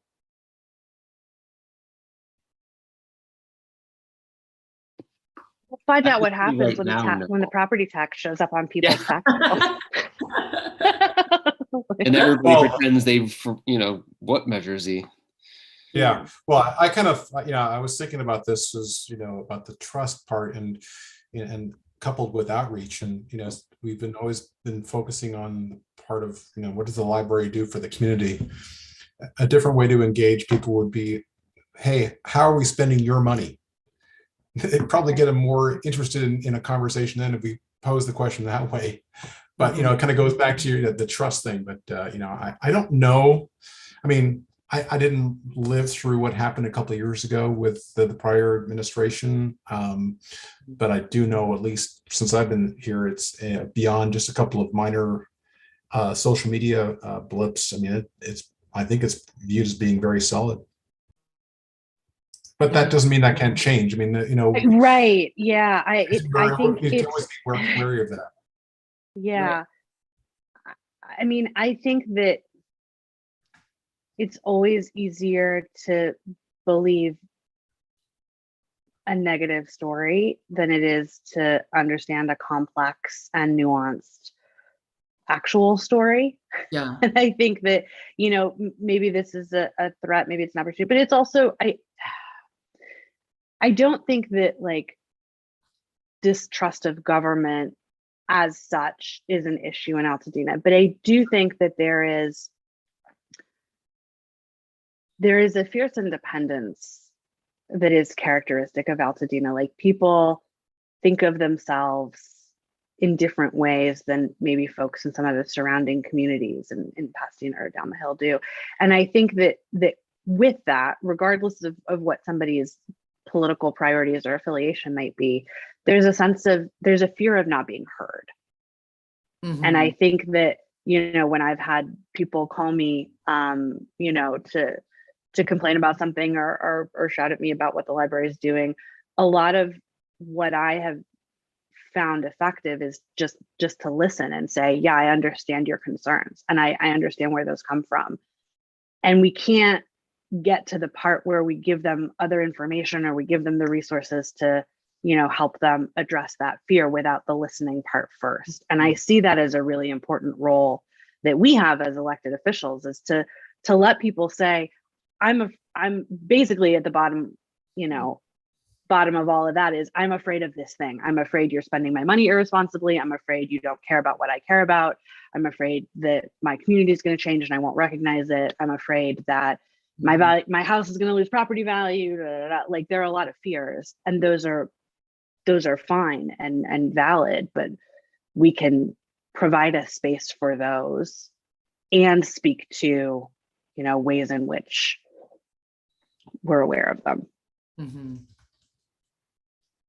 Mm-hmm. Okay, great. I'm putting that in the opportunity column, and I have the sense that you all do that now. Do you feel like you could do more of that?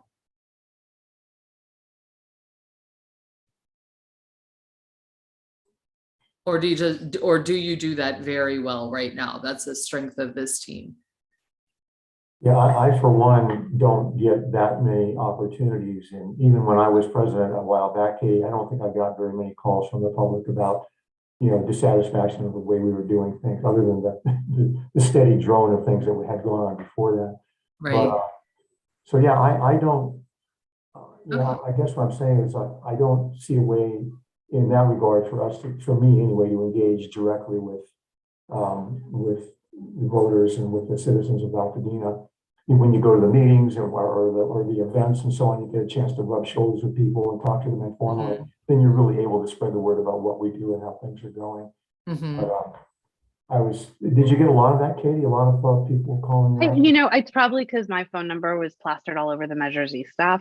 Okay. So I've gotten, a fair number of folks who are bent out of shape about something. And I think that's good. I'm glad that they were able to track me down and, and find me. But I think that one of the things that occurs to me is that in the opportunities column, we've got board meetings, but does anybody think board meetings are a great way to have a dialogue with a constituent? Because I sure don't. We can't really talk to them because of the Brown Act. We can't have a dialogue. They can say what they want to say for 3 minutes, but I don't think that's a helpful format, and there's so many restrictions and fine about what we can and can't do in board meetings, that I think that there's an opportunity there to, whether it's, there's a office hours or coffee or whatever, you can, there's going to be a trustee there once a month and you can harangue them about whatever it is you want. And I think that's great, right? Because there are going to be people maybe who take advantage of that.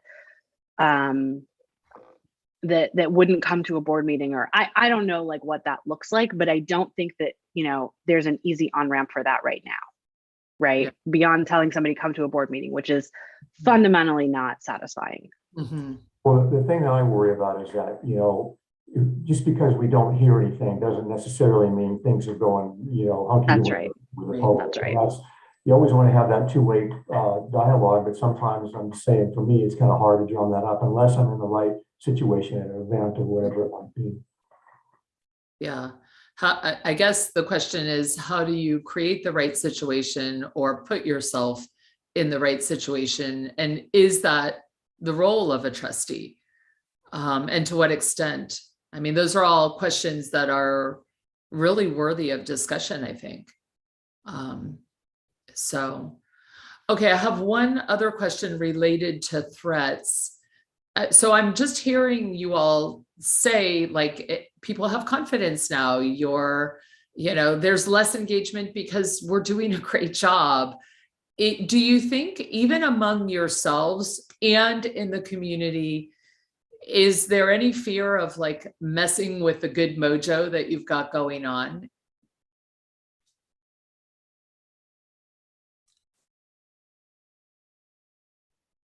I think with everything going on, we haven't had the time to step back and think about that, to be honest. Yeah. I think time will tell also. I mean, based on, a lot of the lion's share of the work that's being done right now is regarding the utilization of Measure Z, the bond Right. that are going to be voted against it, and the net result of, of what people voted for. What is that facility going to look like?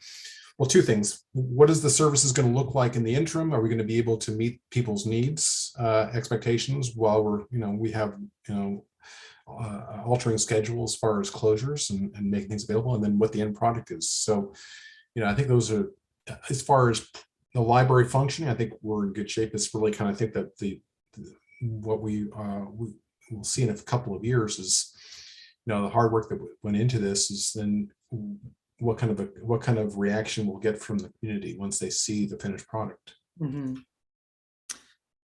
And I think that speaks to the need to just constantly be evaluating and recalibrating, because, it's hard to predict what the end of this road looks like. So making sure that there's time for mindful consideration and recalibrating when you need to is going to be a really important ingredient for you all. Well, one thing that we have no shortage of right now is our meetings, in the public sphere that we can send people to if they have questions. If you want to get involved, you want to hear the latest, we've got a committee meeting coming up on such and such a day. Yeah. We really are doing a good job, I think, of keeping great. these issues in front of the public. All they have to do is engage, and they can get their questions answered there as well. That's great. Yeah, but what's it very, yeah. Oh, sorry, Jennifer, I spoke. No, go ahead. I was going to say, it's true. What's invariably going to happen, though, is we're going to go through a really great process, and we're going to have a bunch of outreach, and we're going to give people a lot of opportunities to react. And then we're going to get to a final set of drawings, and we'll approve them. And then there's going to be a couple of people, or maybe a bunch of people, who are like, I hate this. I hate everything about it. You all are idiots. You've designed a terrible building. It looks like garbage. Why would you ever do this? And that's fine. Fine. That's part of the process. Mm-hmm. But I think that, kind of coming back to that proactive versus reactive thing. If people come to us and they say, hey, I want to get involved, that's great. But it's really unlikely that that's going to happen. I think, whatever the outreach or the storytelling or the communication that we're doing as part of this process has to be something where, a majority of folks are like, oh yeah, I'm aware that this is going on and it seems fine. Mm-hmm. Because I think where people get upset is the feeling of like, well, I didn't even know this was happening. Right. Which I can understand, right? Like, Yeah. it's a reasonable reaction. Yeah. So, okay, we have a really, I think, robust list, and I know we're nearing the top of the hour. It's 11 o'clock where you are. You're probably ready for a break. Can I Yeah, say one thing real quick? Please do. I had another thought popped into my head earlier as someone was speaking about the Brown Act and how much it stresses me out. And so I don't know where to put it on the list in terms of, just not knowing where and when and whom you can speak to, or, like Katie was saying, there's not a lot of opportunity for just open dialogue just because of the way meetings are structured, but then also just kind of thinking about, am I allowed to say this? Where should I say this? Who should I say it to? Right. Can be, for me, just a little bit, what's the word?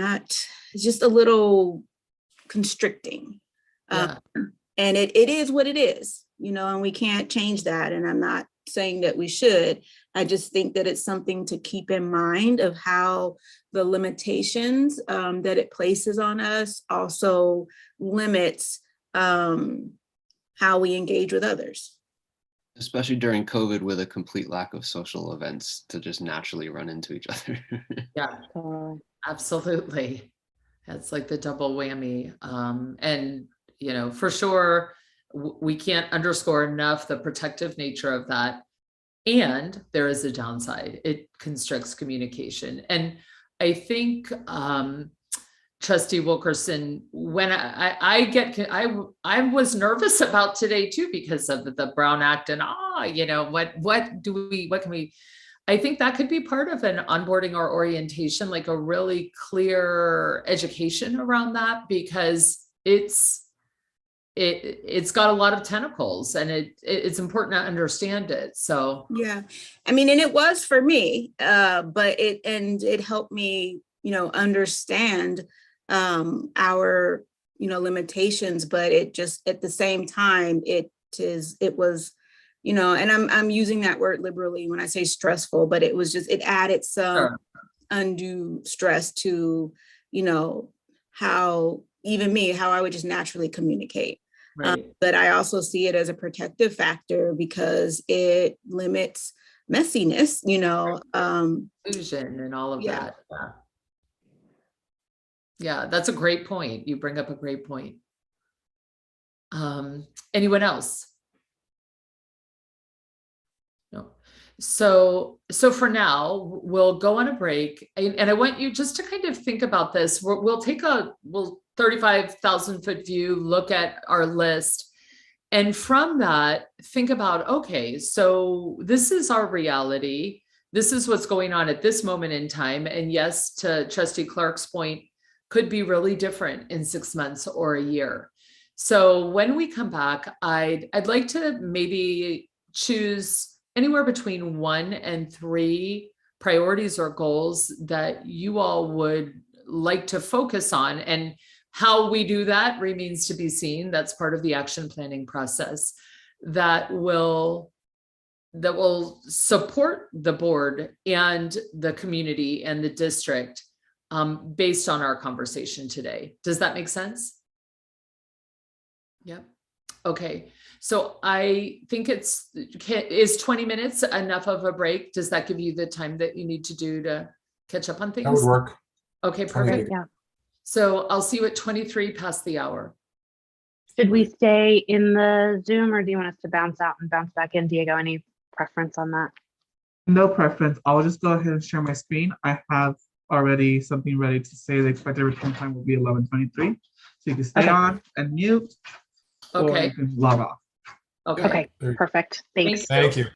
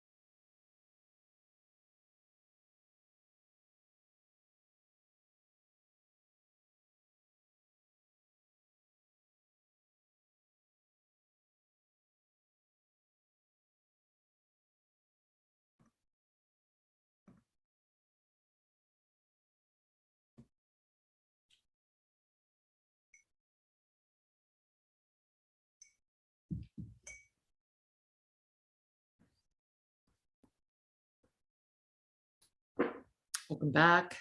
Nice to see you. Hope you're Hello, hello. replenished.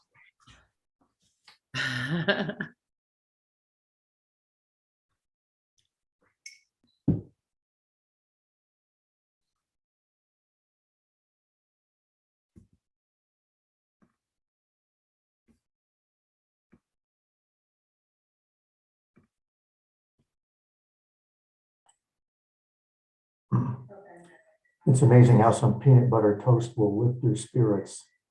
You know, that's all I needed during the break to get me going. That is true.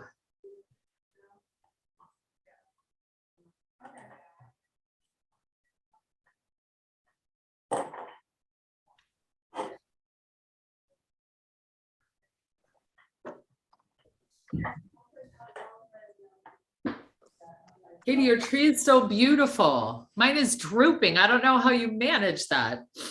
It's because it is made of non-tree materials. You would not know that. It looks very real from here. Oh, thank you. Thank you. It has to get it everything down this weekend and on Christmas the Yes. house. It'll be a process. That is not a fun job. At least I don't like it. It's on our list too. Well, welcome back, everybody. We are, headed toward the goal setting part now. I'm going to share my screen again. Here we go. And so I've consolidated a few things while we were on break so that we could get a better view. I'm going to share, and I will, of course, send all of this to each and every one of you, so no worries there. But I want us, if we could take a look at the list, and I feel like many potential board goals emerge as I look this over. There are a lot of opportunities for you all to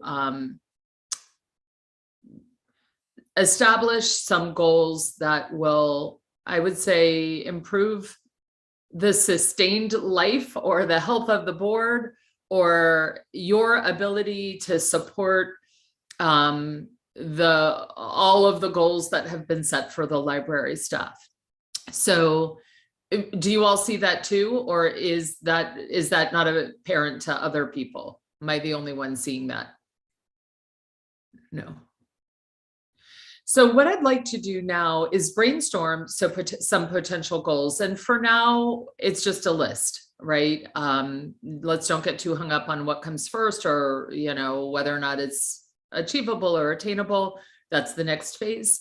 Right now, I want to know what's jumping out at you as you've been through this exercise. What are some things you're thinking now? Wow, that would really be great if we collectively worked on that. Jennifer, could you scroll down so we can see the opportunities? Yes. Please. Yes, absolutely. Perfect. Thank you. Mm-hmm.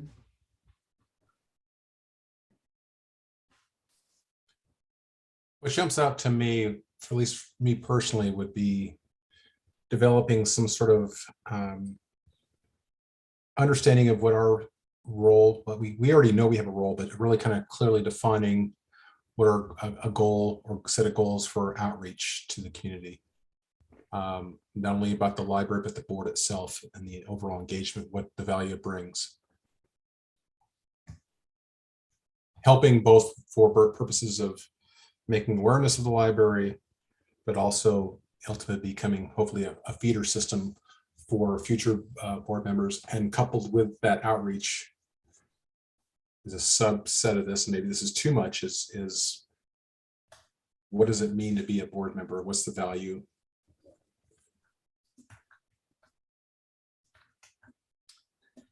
Yeah, I'm really intrigued by this pipeline concept. I forget who that came from exactly, but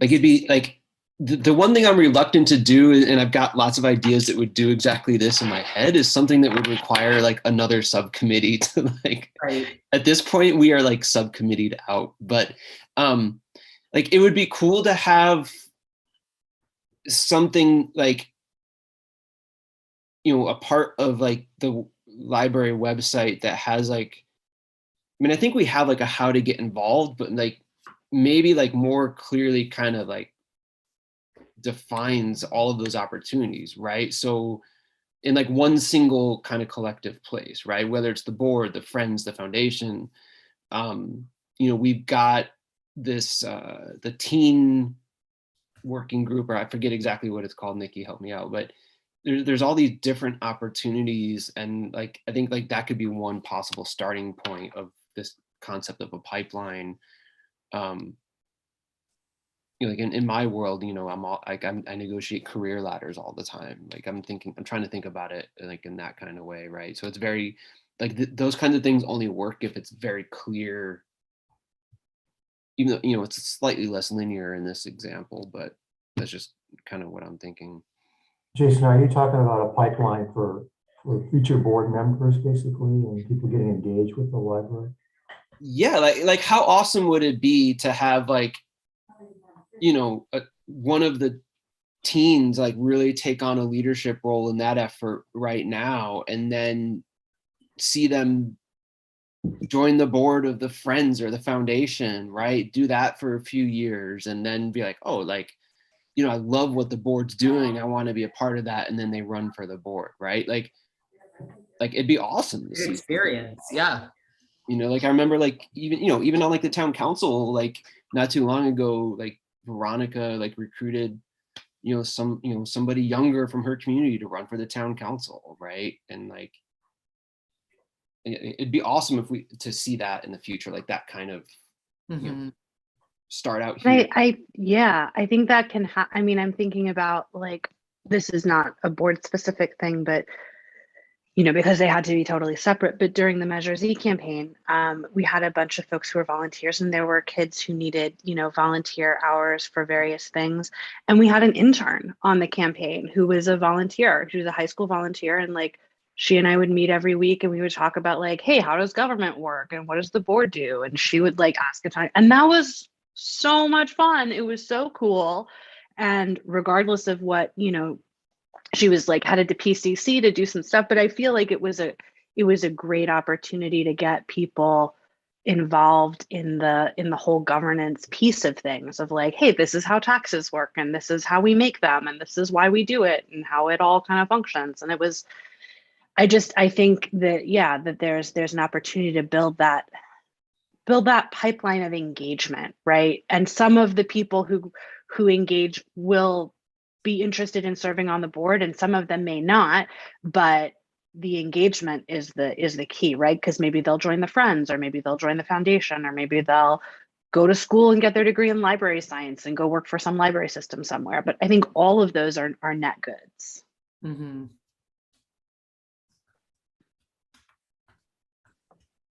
Yeah, I've always been a little envious of the town council back, pre-COVID, where they'd have a group every time they came in and did the Pledge of Allegiance, and they would have groups from the community that got involved in sort of a quasi presentation at their agenda. I don't know ways that we could do that with the type of agenda that we have, because there's not enough community, things involved with it, like the new supermarket's going to start up, or whatever the agenda item might be. But I always was enthralled of the idea that they march in with their flags and they do the Pledge of Allegiance. I'm like, that's great. They really got the community involved in this one. Mm-hmm. Kind of goes back to a question I had earlier, is if we were going out to the community and say, hey, it'd be great if you got involved. And they says, okay, great. What do you want me to do? Right. It's like, all right, okay, now what? And I still, we got to figure out how to fill in that blank. Well, and I think this is where, and I'd love to bring Nikki into this conversation, because I think this is where a lot of that is happening at the staff level, right? And we don't need to reinvent the wheel, because there are relationships that are being built, and there's community asset mapping and, things that are going on. But I think that what the question maybe that we're not asking as a district is, where and in what circumstances and to what outcomes can we involve trustees to help further that process, so that we're not just hearing about it at the end and going like, that's great, but that we're a part of it. Exactly. And part of the challenge is like, I know like Nikki goes to like a lot of these meetings, like whether it's chamber or all this other stuff, but all of those things are in the middle of the day. Right.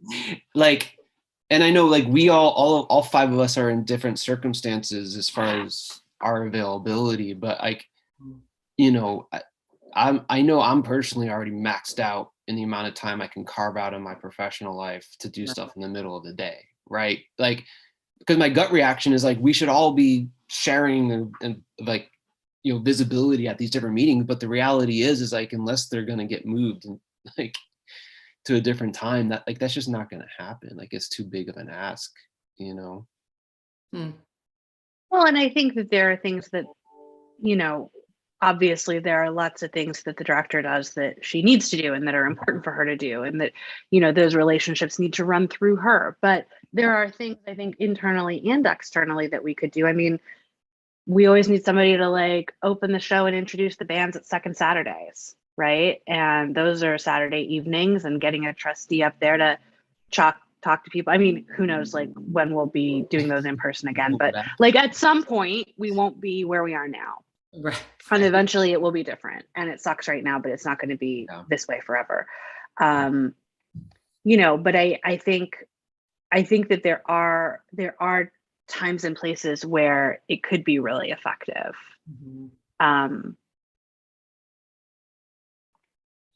Do you know what to say when you are involved? And I know that sounds like a really kind of silly question, but it is hard to answer that question. So what do you do? What does a board member do?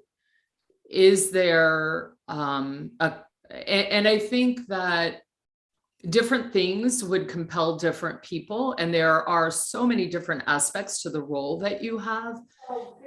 Is it worth spending time, not here, but later, articulating that? Like, what do you do? What do you like about it? What impact do you have? I think it's totally worth it. I mean, I'm thinking about what Camila was saying earlier about talking to her friend who was like, hey, so what do you do? And, you know, one of the things we've talked about as part of our strategic planning work is like all the things that we ask like staff to get behind, right? Whether it's priorities or values or whatever, has to be so simple and clear. Right. Right. And I think what can happen, because a lot of the work that we do is fairly complex and fine, it can get really complex and boring really fast. And it's like, well, we do the budget and we do the this and we do the that and we do the other thing. And then people are like, I definitely have somewhere else to be. Like, this does not sound like a fun conversation. But is there like a short, compelling, accurate, and cool answer that makes people want to know more? Like that would be great to have. I mean, I'm sure we all come up with things on the spot, but something that we all felt like was, sorry, go ahead, Camila. No, I was gonna say, how do we make it sexy is what you're saying. Or at least not sexy. boring. You don't need to make them sexy. Come on. Right. There will come a time soon where we're going to have, you know, enough drawings and charts and information about the building project that we can put that on the road to a certain extent. You know, I know Nikki's doing that a little bit now, but that's a pretty interesting story, if you ask me. People want to hear about that. Well, for sure. And when people are like, so what's going on at the library? You know, do we have a ready to go answer? Yeah. Right. That focuses on the good news, right? Because I think that this is the point, is that like we can tell people a lot of the information that's accurate, but the way in which we do that, the way in which we're spreading that story and, you know, framing it is critical. Yeah. So we don't want to create more problems for Nikki. People are calling her and like, I talked to Katie and she said you're knocking down the Bob Lucas Library and putting up condos, and what's, you know, that's not helpful. Yeah. And it's something that's coming to mind is to identify what the goal is related to this communication, because I feel like we're going in a few different directions. And there are certainly many goals of great communication, but it sounds like what you're saying to me is to take down the barriers to participation. That would be the bullseye for this particular communication plan. And I think I love a goal that achieves 3 or 4 different things. So, I'm thinking about the marketing piece that Trustee Cervantes was talking about. And I'm thinking about, we'd like to not have the same board members in 10 years. And we'd like to have better visibility. This kind of a goal would really help you hit a lot of those corners. Agree. Yeah, just clearly defining, in a coherent fashion we all can get behind as to what we do and the benefits of getting involved, whether it be a board member or being involved with the library and working, and obviously doing this in concert with Nikki. Right. And, obviously tying in all of the other organizations within Altadena as well, and then beyond that. Love that. And I think that's so right, that part of this plan has to be the answer to that question you asked, Rushmore, right? Which is like, oh, you should get more involved with the library. Great. What do you want me to do? Right. And so there's and then what is it? And then I'm going to put you in contact with the friends. And then I'm going to put you in contact with, Nikki. And then I'm going to ask you, whatever it is, like there has to be an actual follow-up and a process and something that happens. Otherwise it's like, we want engagement. Well, and if you what does that mean? Right. If you see, you're making it sexy, Katie. It's because it's that dance training. You put a little shimmy on top of anything, people get amped about it.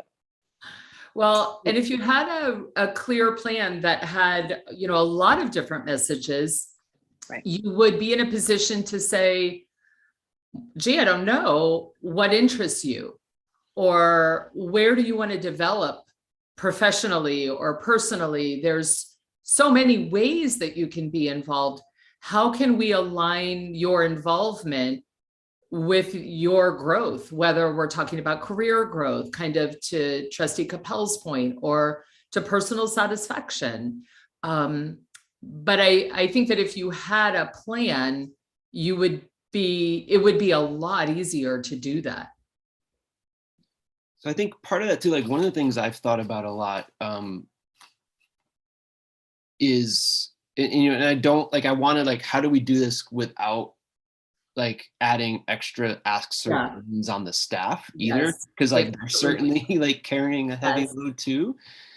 But one of the things I've thought about is creating more volunteer opportunities at the libraries, right? Like I know one of the things that like Nikki and the team have been, focused on, and this is kind of like, across the library world, is like this whole library of things, right? And the challenge there is you can only have stuff that you have people with the skills to take care of. Right.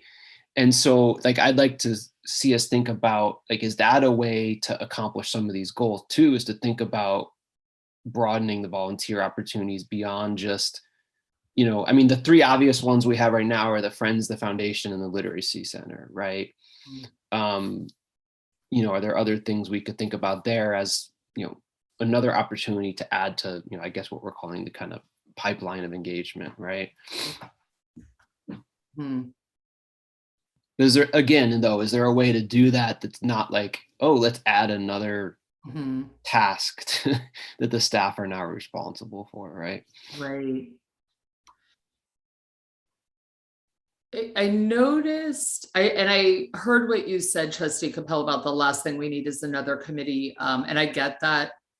I saw somewhere on your website, like an explanation of different committees. Ad hoc committees can work together. They're not subject to the Brown Act. Is that right? So that there could be more collaboration and co-creation. Is that right? Did I get that right? That's basically right. So yeah, so we have standing committees that are Brown Act compliant, which have, consistent meeting schedules and are public meetings and all the things that go with the Brown Act. Yeah, ad hoc committees usually are assembled for a specific purpose and scope and period of time. And then when they achieve that, they go away. Yeah. So yeah, 2 trustees on an ad hoc committee is the max. And you certainly Okay, can have public meetings, but you're not required to by the got it. Okay. Okay, what else? Is there anything related to, I'm thinking about your own barriers, and I'm thinking about the conversations that I had with some of you. Is there anything related to, making it easier to assimilate into the group, to do the work, to not feel out of your element for very long, to shorten that learning curve? Referring to the onboarding process, Jennifer? I That am. we don't have. I am.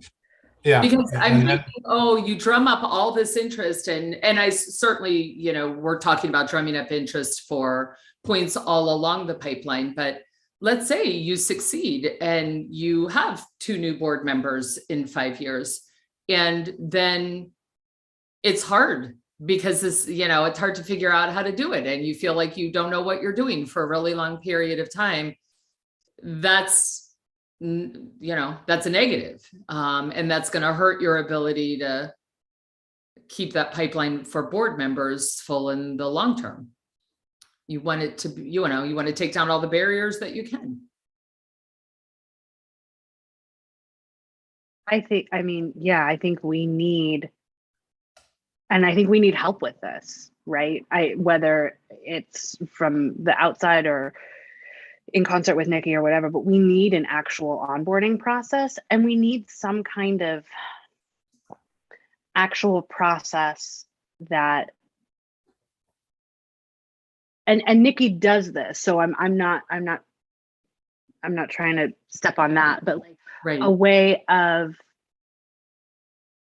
providing an opportunity to voice some of those concerns or, issues, or for somebody to say like, hey, I really don't feel like I know what I'm doing, or hey, I really don't know how to read a set of financials, or hey, I really don't understand what a motion in a second is and why we need it and when I'm allowed to say something and when I'm not, like and I think that, maybe one way of doing this that I've thought could be kind of cool is to set up some like formal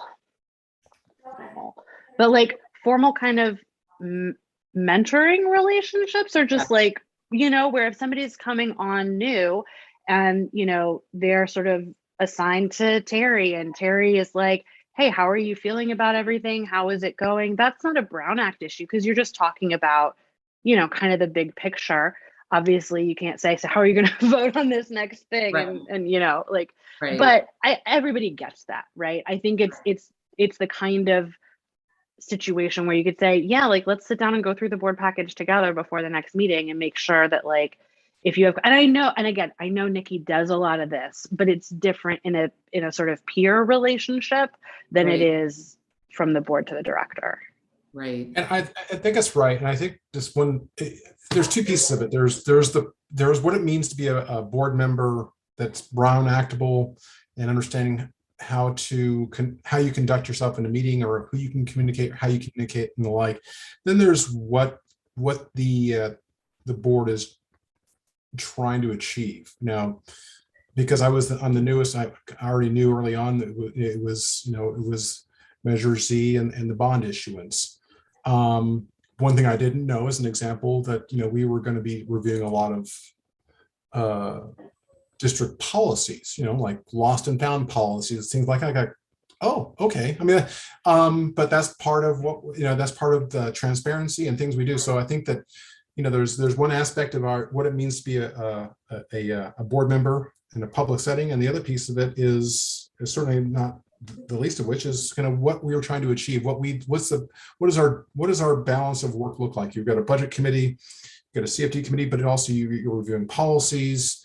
So kind of explaining all those different aspects of what we do. And obviously a new board member can come in and take a look at the prior board reports, but kind of be nice to get a flavor as you're coming on as the new kid, kind of like, okay, so what exactly are we doing? What are the goals here we're trying to achieve as a board? What are we asking of the district director to deliver to us on a periodic basis, whether it be monthly, quarterly, semi-annually, things like that. And I think acknowledge, oh, sorry, Camille, I saw your hand.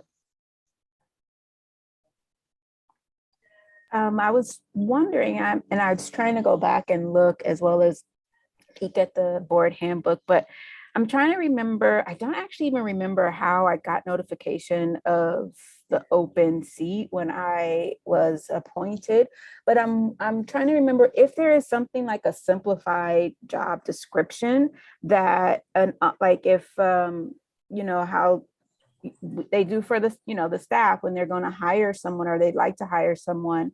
And I don't know if that exists, but I think that it would be helpful to have, you know, something simple on paper where folks could, you know, review it and get a strong, you know, a good sense of what, you know, they'll be doing, you know, what a job description is for.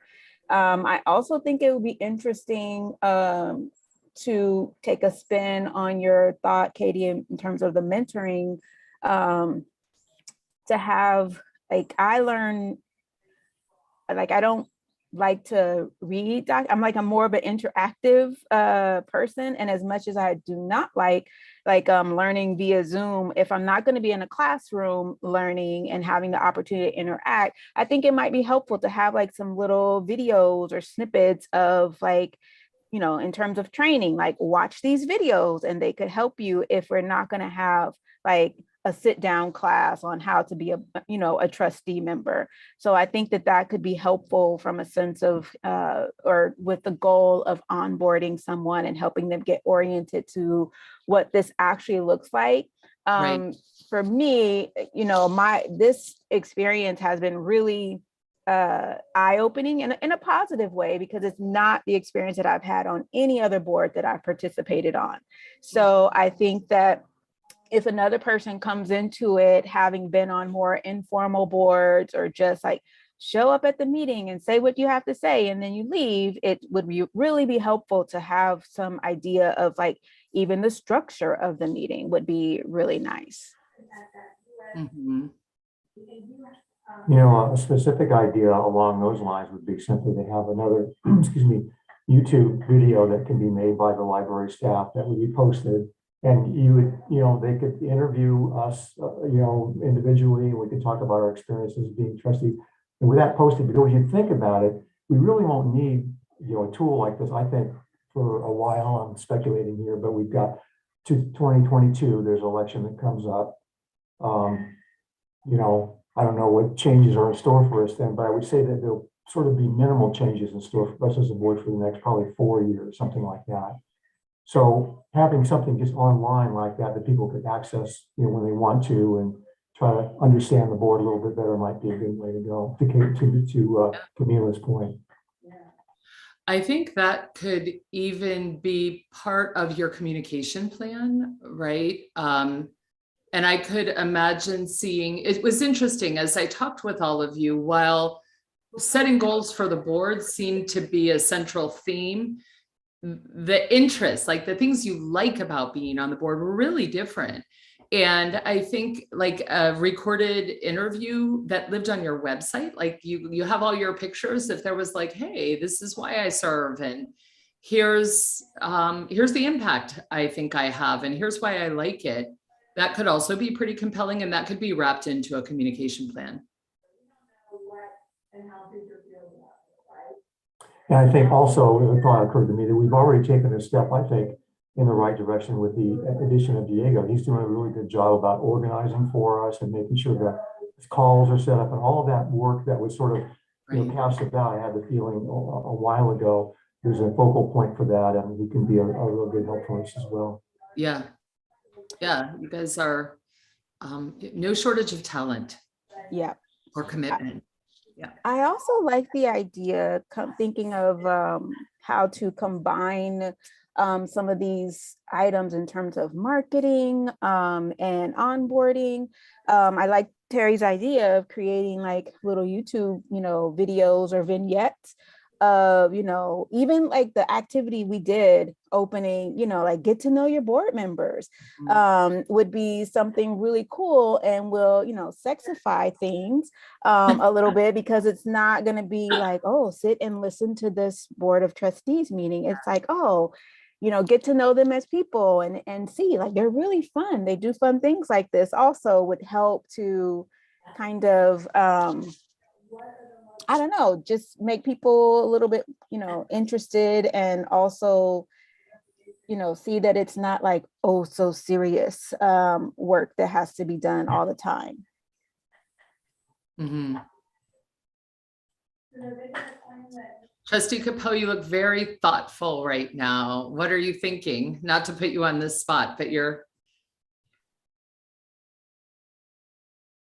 No, I mean, I like the idea of the videos. I think, it would take somebody volunteering to kind of start thinking about drafting some kind of very basic script, and maybe you divide it up into a couple areas and people record them or whatever. So I do agree. Like, I completely agree with the onboarding thing. I guess what I'm struggling with is just how to make it happen. Yeah. Not necessarily the resources. It's just kind of, somebody would have, is going to have to take the lead on it. And right. So I think that, oh, sorry, Jennifer, go ahead. Well, I was just thinking the human resources, not necessarily the fiscal resources. Katie. Yeah, no, I was just going to say, kind of to that point, I think that what we can, I would caution us to not get too wrapped up in the like exactly how we achieve all these things, because I think the tactical steps that we take to get from point A to point B, that has to be figured out in concert with the director and the staff and all of this. But I think if we can identify basically the need, right, and a consensus around what our hopes are, and I think I hear that, which is basically there's a need for more organized and consistent outreach, and that is both to the community at large as well as to a more targeted group of folks that we would hope would want to get more involved with the library, and that there's specific and actionable things that they can do to get more involved. I think how we do that and what that looks like, that's probably the next conversation. But I think if there's consensus around that being a goal, I think that, how we achieve that goal is not all going to get done, this minute, but I think it is something that's really worth kind of trying to hammer out. Yeah, I agree. So anything else that you'd put on the list, and then I'm going to circle back around, Trustee Clark, to what you just said, which of these things, and you can't do everything all at once, which are the ones that either are going to have the biggest impact, right? The biggest positive impact, or are precursors that need to be put in place before you go big, right? Like, you would hate to generate all kinds of interest in being a board member and then not onboard them well, right? Some things just should come first in the order. So what else belongs on the list of possibilities, things to consider? I think that a crucial thing to put on this list is that piece around long-range planning and long-term thinking. That, is there a consistent kind of process-driven way by which all of us are asking on a regular basis, where are we looking 5, 10, 15 years down the road? What does that look like? Are we preparing the district and the community now for that? Or are we going to be surprised? Also, what do we see coming? Are there threats or opportunities or circumstances that we see in process that, may not be having an impact now, but we know that within, 3 to 4 years are going to have a big effect on our community. I have a question for the group, and that's around, it kind of goes back to the what the board does, how it serves the Nikki and the director. And, if we're talking about soliciting engagement, involvement, we may come across some, teachers, retired teachers, former librarians as an example that may want to get involved and think that they can help set new program policies for the district, versus someone like me who has a different background, or most of us have different backgrounds other than that. But of course, Katie, you come from a teaching background. Mm-hmm. So the question is that, how much, and I know I'm kind of taking things astray for a moment, but I think it's critical also when we talk about what, getting involved and making sure that we stay in our lane, but at the same time, as we were going about trying to get people involved, at what point do we say, okay, you have to draw the line in the sand, or is there a line in the sand where we say, look, you can bring ideas and we can float them amongst the board members and give it as a recommendation or a suggestion to the district director? And I know that's not a very good question, but I'm trying to think as far as when we talk about the types of people we're going to be, as we throw this net across Altadena, people are going to have different curiosities and expectations.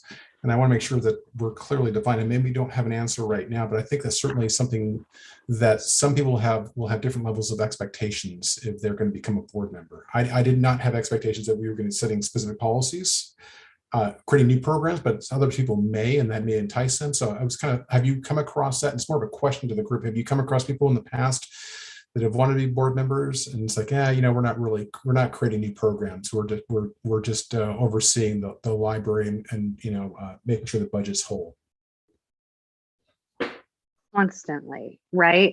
Like, so I'll have conversations with people about the library, and they're like, oh, well, I could do a XYZ thing, right? Because the most normal and natural thing that people think of when you're like talking about getting more involved, thank you very much, talking about getting more involved is their experience of libraries. And most people's experience of libraries is books and or programs, right? So it's like, oh, I have a bunch of books I can donate. Where should I do that?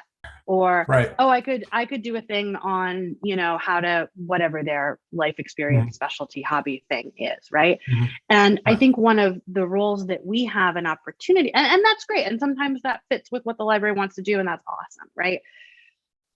But I think that we have an opportunity to also kind of do some of that educational work as well and say, oh my gosh, that sounds amazing. And yeah, like I'll totally put you in contact with Nikki. And, if that's something that aligns with what the Youth and Family Services team is doing, then awesome. But, I heard you say you were on your PTA earlier, and we're always thinking about how we can build partnerships with schools or what. And I think that we have an opportunity to take that conversation to a more macro level so that we're not,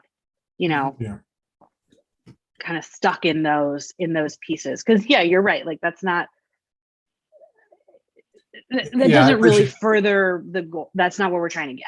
Right. I only asked that question because I'm just thinking back about the outreach, the marketing, and what does it mean to a John Q public to get involved. And I think, obviously, we're going to have to go back and as a goal and kind of tease this thing up. But I think that's going to be a critical piece of that conversation, again, to entice people to get involved in what they can expect. Mm-hmm. I think that's right. I have a question for the group. How did each of you come to your role? How did you find out about it?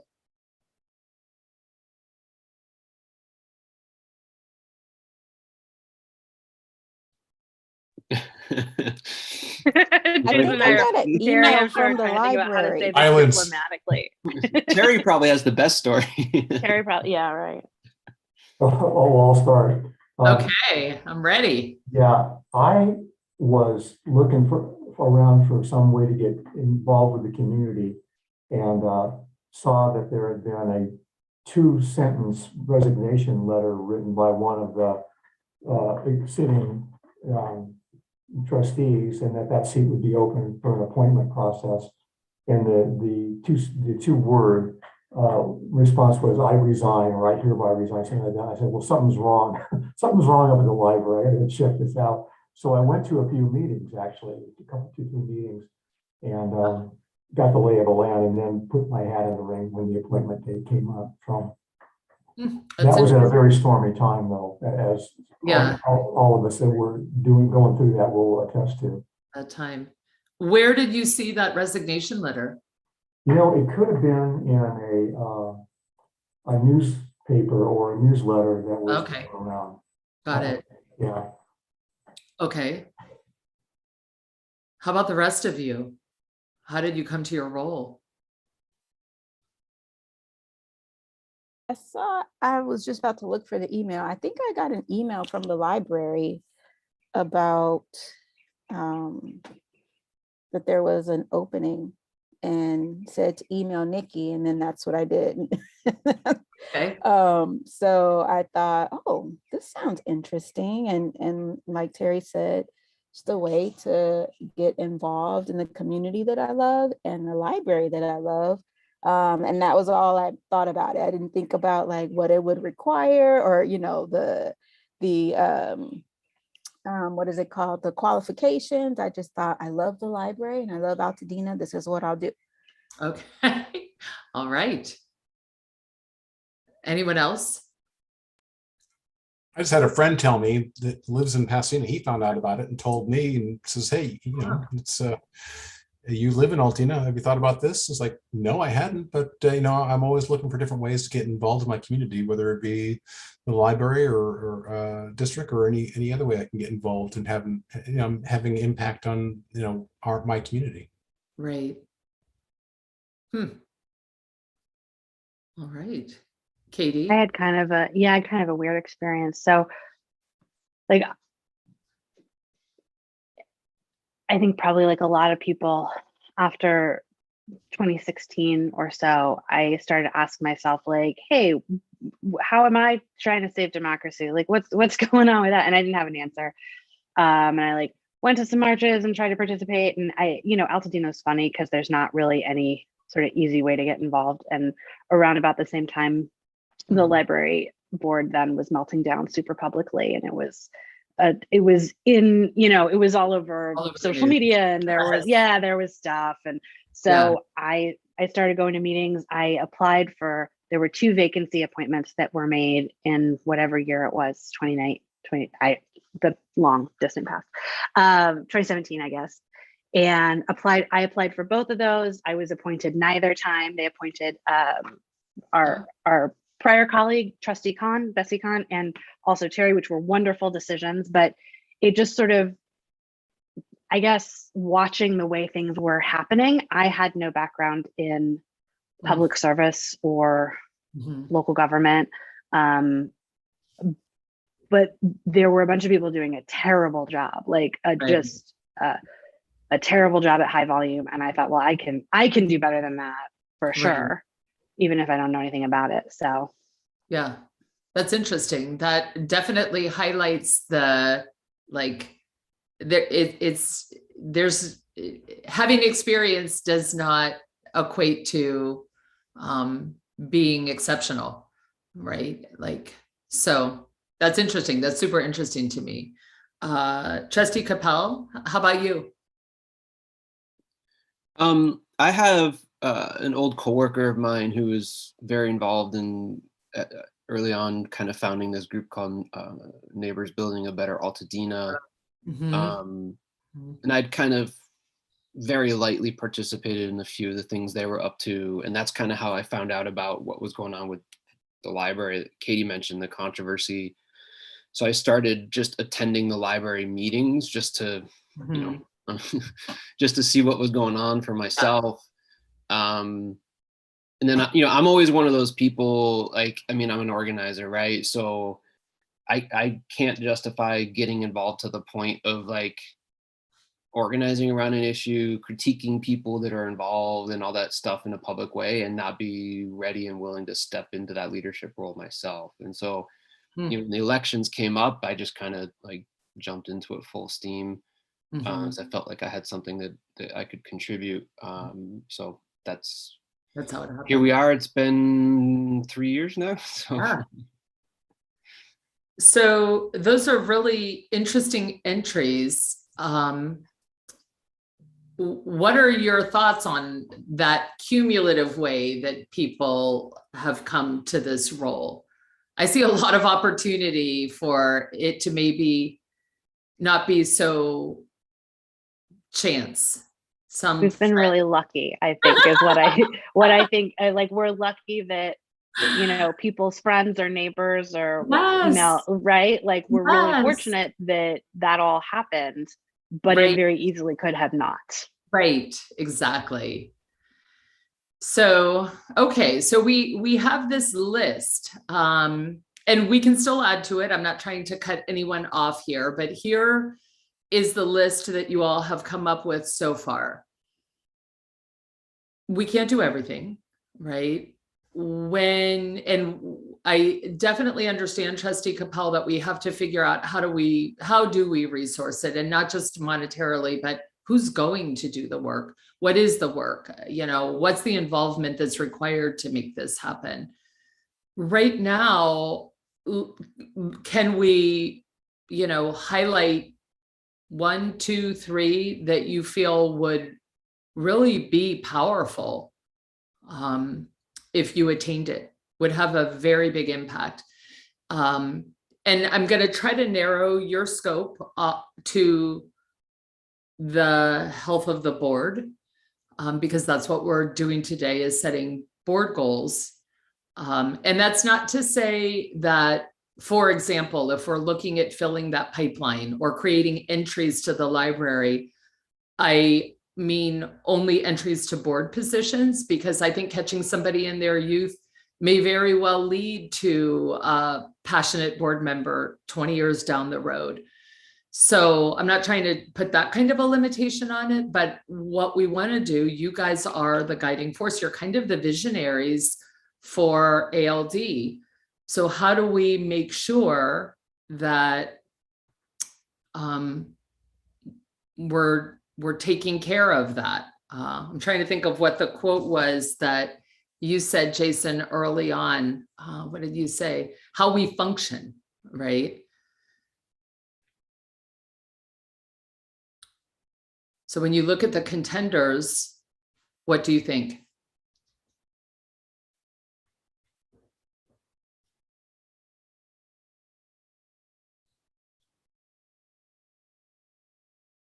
So I think this whole like communication plan messaging piece will by necessity require answering a lot of the other questions on here. What is a job description? What do we do? How does it work? How do we tell our stories well? Like, so I think that, not that it's more important, but I just think that by its very nature, it will bring in a lot of these.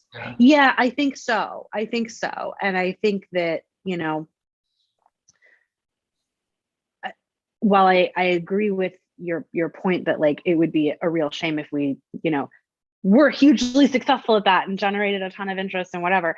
I think that it will take longer, honestly, than developing a good onboarding process. Sure. I think developing good onboarding process and internal structure, hugely important, but they're also not that complicated. You know what I mean? Like we can get that done. It's not that huge a lift. So I think that answering some of the questions around that communication plan and storytelling and messaging, that is going to take more time. It's going to take coordination with the director, with, you know, potentially members of staff, to make sure that the ways in which that's happening are not negatively impacting or burdening the operational plan. Maybe it doesn't even happen this year. We just start thinking about it and it gets wrapped into the operational plan for next year. I don't know, right? But I think that one has to start kind of now, so that there's time to do it well. I think the onboarding piece, we can take a little bit more time. Yeah, I mean, we'll do it. We'll get there, but I don't think it'll be as demanding. Right. Okay. Trustee Cervantes, you looked like you were going to say something. No, I absolutely agree. I mean, the onboarding is the easier piece. That's nice to have. We can work on that down the line, but it, you know, most of these items will have to be answered as part of our outreach, you know, engagement plan and the messaging, and from developing the messaging will come the opportunities for people to get involved, whether it be a board member, to be get in touch with Nikki for sharing ideas, whatnot. So I mean, I think that to me that's that is the number one goal for us. And by virtue of doing that, it also helps us with our, continuing goal of just pure communication around, our goal of developing remodeled facilities that meet the needs of the constituent. So I mean, it kind of goes hand in hand. And to me, it's honestly, I think the board operates fairly effectively. Could be on board better, yes. But that's not the biggest concern for me. Is how do we get the word out on multiple fronts for the work we're doing for the capital improvement projects, but long-term sustainability of the library and the feeder system for the board as well. Okay. I mean, I hate to throw another thing in here this late in the game, but one thing that we haven't talked about at all that was so, I mean, I don't know how you guys felt about it, but I feel like a huge board priority for this actual calendar year needs to be updating and streamlining how we handle the evaluation of the director. Like, we went through that whole process with her evaluation back in November of this past year. And one of our most important roles is, supporting, evaluating, and serving that function vis-a-vis the director. And I think, that just needs some work. I think that we could get a lot better at that. That was a fun process. It was a lengthy process for sure. I don't know that what came out of it was as productive as we would. I mean, look, I'm not criticizing anything we've done up to this point. I'm just saying that, kind of having gone through it with the benefit of a little bit of space and time, I'm like, boy, I don't know that we're serving our best, highest function in that category. And I think that's a hugely important piece. Mm-hmm. Yeah, that whole process could be reduced by 50%, and you get the same or even better outcome. And just a little context on that, Bessie and I had put that together based on all this information we were getting from other sources, other library sources, and so on. And it seemed like it piled up in all these different steps. So that's the main drawback I see with it. Had all of these different steps where people had to be engaged in it, and there was more and more microscopic analysis of what was going on. So to try to get that to a more streamlined version really would be a good thing to do. And I think we learned a lot going through it several times. I think that, like, coming from where we were when you guys had to basically invent that wheel, which was we had nothing. And that was a Herculean task to come up with some. I think that now that we've gone through it a couple of times, I think it's a great opportunity to go, okay, what from that is working and what from that is maybe feeling like it's not getting us to the outcomes we want. Yeah. But we did get a good outcome. Oh yeah, 100%. Yeah, no, that's right. That's right. Well, could it be as simple as finding other like library districts that have this type of structure to find out how they evaluate their district director? Because you want to be very specific as to how you're evaluating a library director.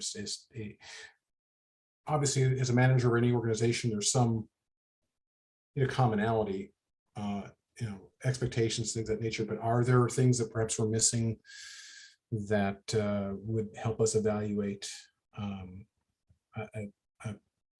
library director that others are doing? I mean, rather than reinventing the wheel, are there other library or other boards that we can contact and find out what they're doing?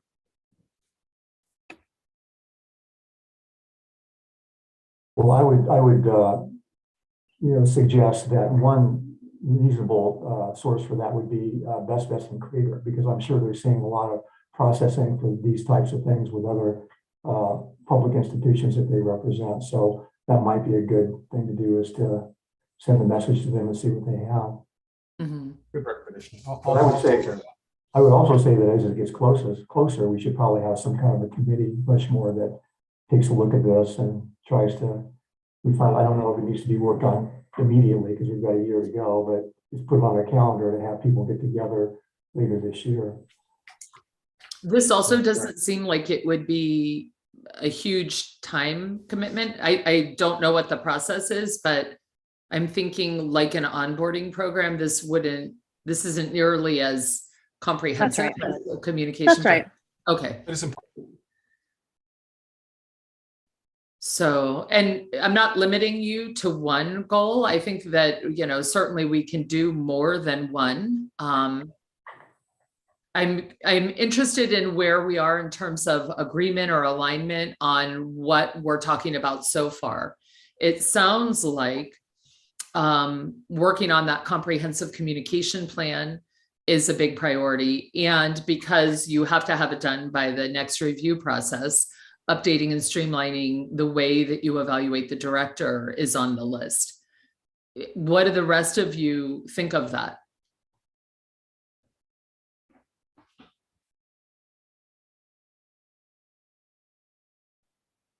I think that's probably right. I think that's Yeah. probably right. I think that, to the extent that we do need an onboarding process, I also think that we're going to learn a whole lot as we go through this communication plan messaging exercise that would inform that onboarding. You know what I mean? Not just the experiences, but what we're seeing that works, that doesn't work, that is helpful or not helpful in the ways that we tell the story about the board and the district. I think that will influence the way that we maybe set up an onboard. So I think that could probably, as long as everybody agrees to not resign and we keep everybody in their spots for a minute, I think we have a little breathing room on that. Yeah. Okay. I think it's the same way with, the conversation around like the process around evaluating the director, right? Like, I think that process can look very different right now because of the director we have. And, in the unfortunate situation where we were to lose Nikki at some point and not be as lucky, that evaluation process could end up being very, very different. And we've got to, how do we have something in place that can be flexible at the same time? Yeah, you've got to remove all the bias from the process, right? So that it supports you all the time. Right. It's like doing org design based on personality instead of role, right? Like, you gotta resist the temptation to do that. I'm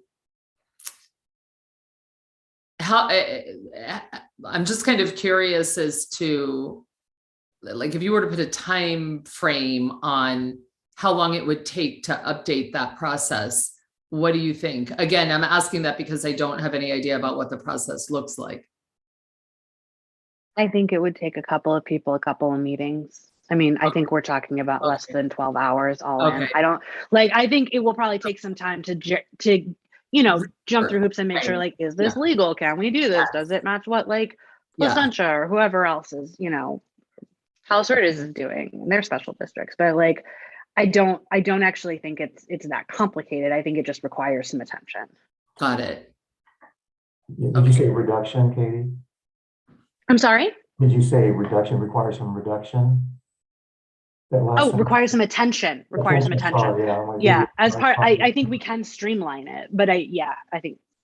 And I think that what it requires to make it a better product would be to get rid of a couple of layers of it and get a little more streamlined. Mm-hmm. So you're right. Yeah. I think your estimate on how long it would take and how many people is right on.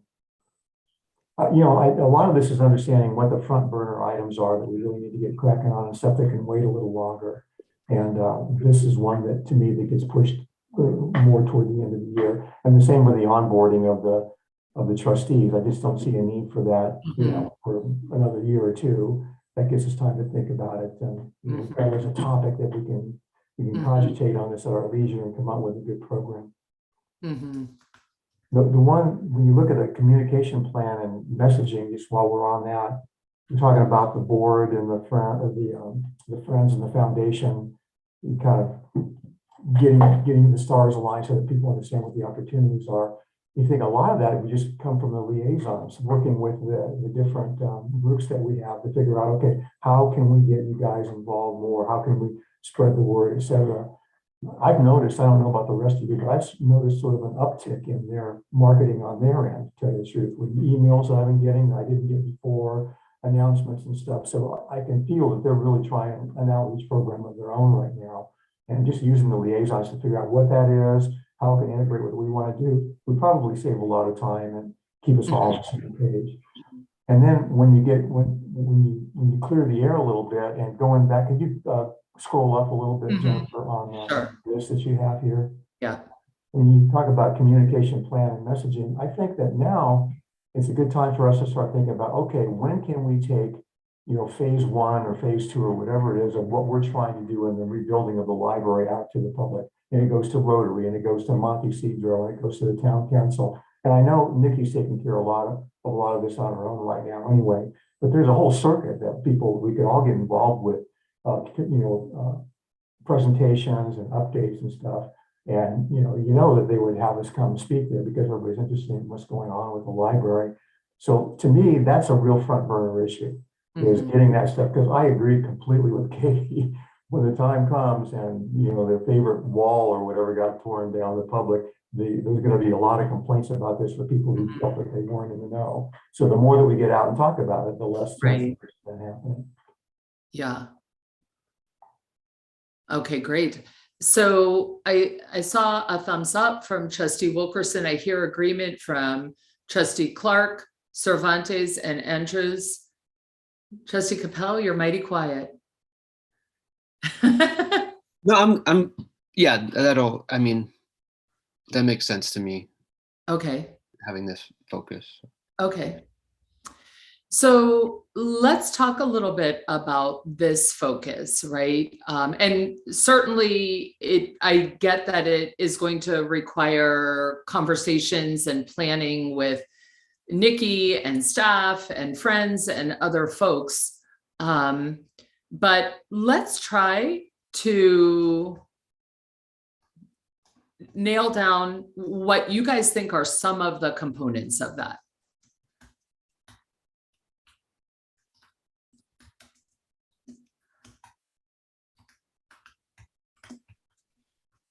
Yeah,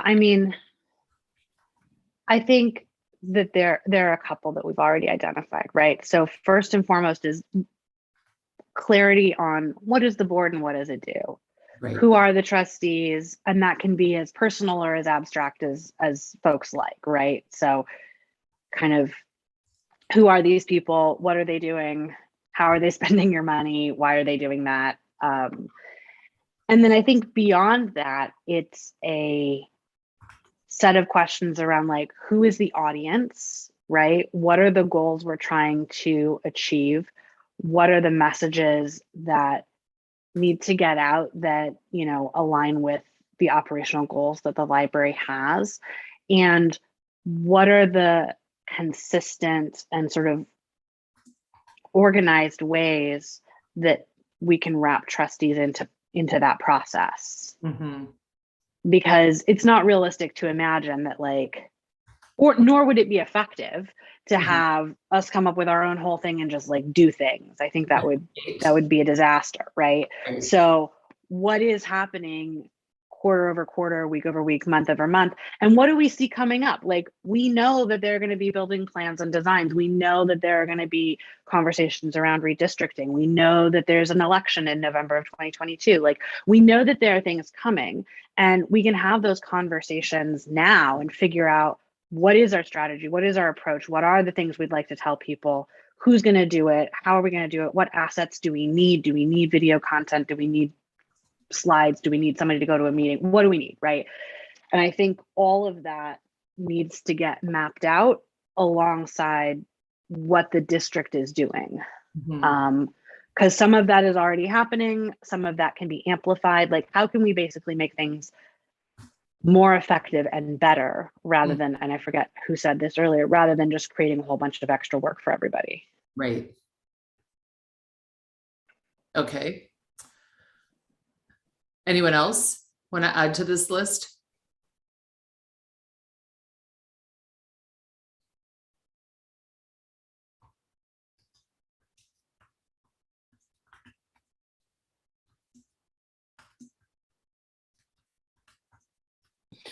Yeah, Yeah, I mean, I think I say it's part of the messaging. When you talk about who the audience, the messaging, what is it they want to hear as well. Think about what's going to entice them to get involved, rather than just from our perspective, what is their perspective. If you don't know anything about the library, why am I getting involved? We have to ask ourselves that question. So when we talk about our audience, it has to be from that lens, or several lenses, but certainly that one as well. Because I think there's quite a few people in Alta that don't necessarily know that much about the library, what it does. Yeah.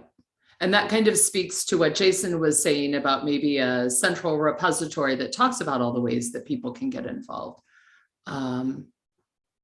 Whether that lives on your website or somewhere else or in multiple places. Okay. What else?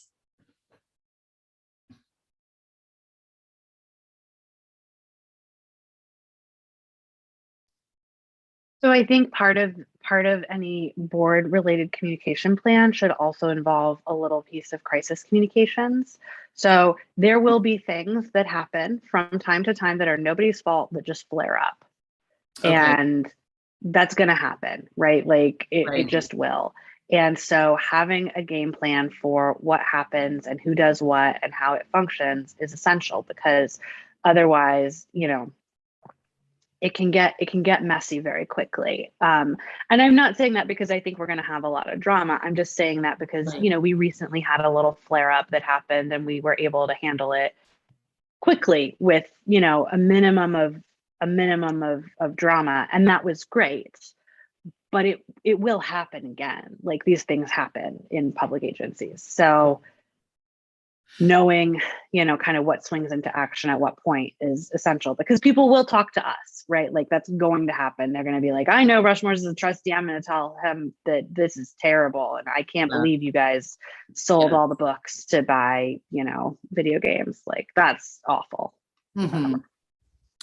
So what's the mechanism for that now? Do you handle that kind of thing internally? Do you partner with a contractor? How do you do that? I mean, what basically happens right now is there's a conversation between, generally it would be the board president and the director of like, hey, this is happening. What do you want to do? And then that happens.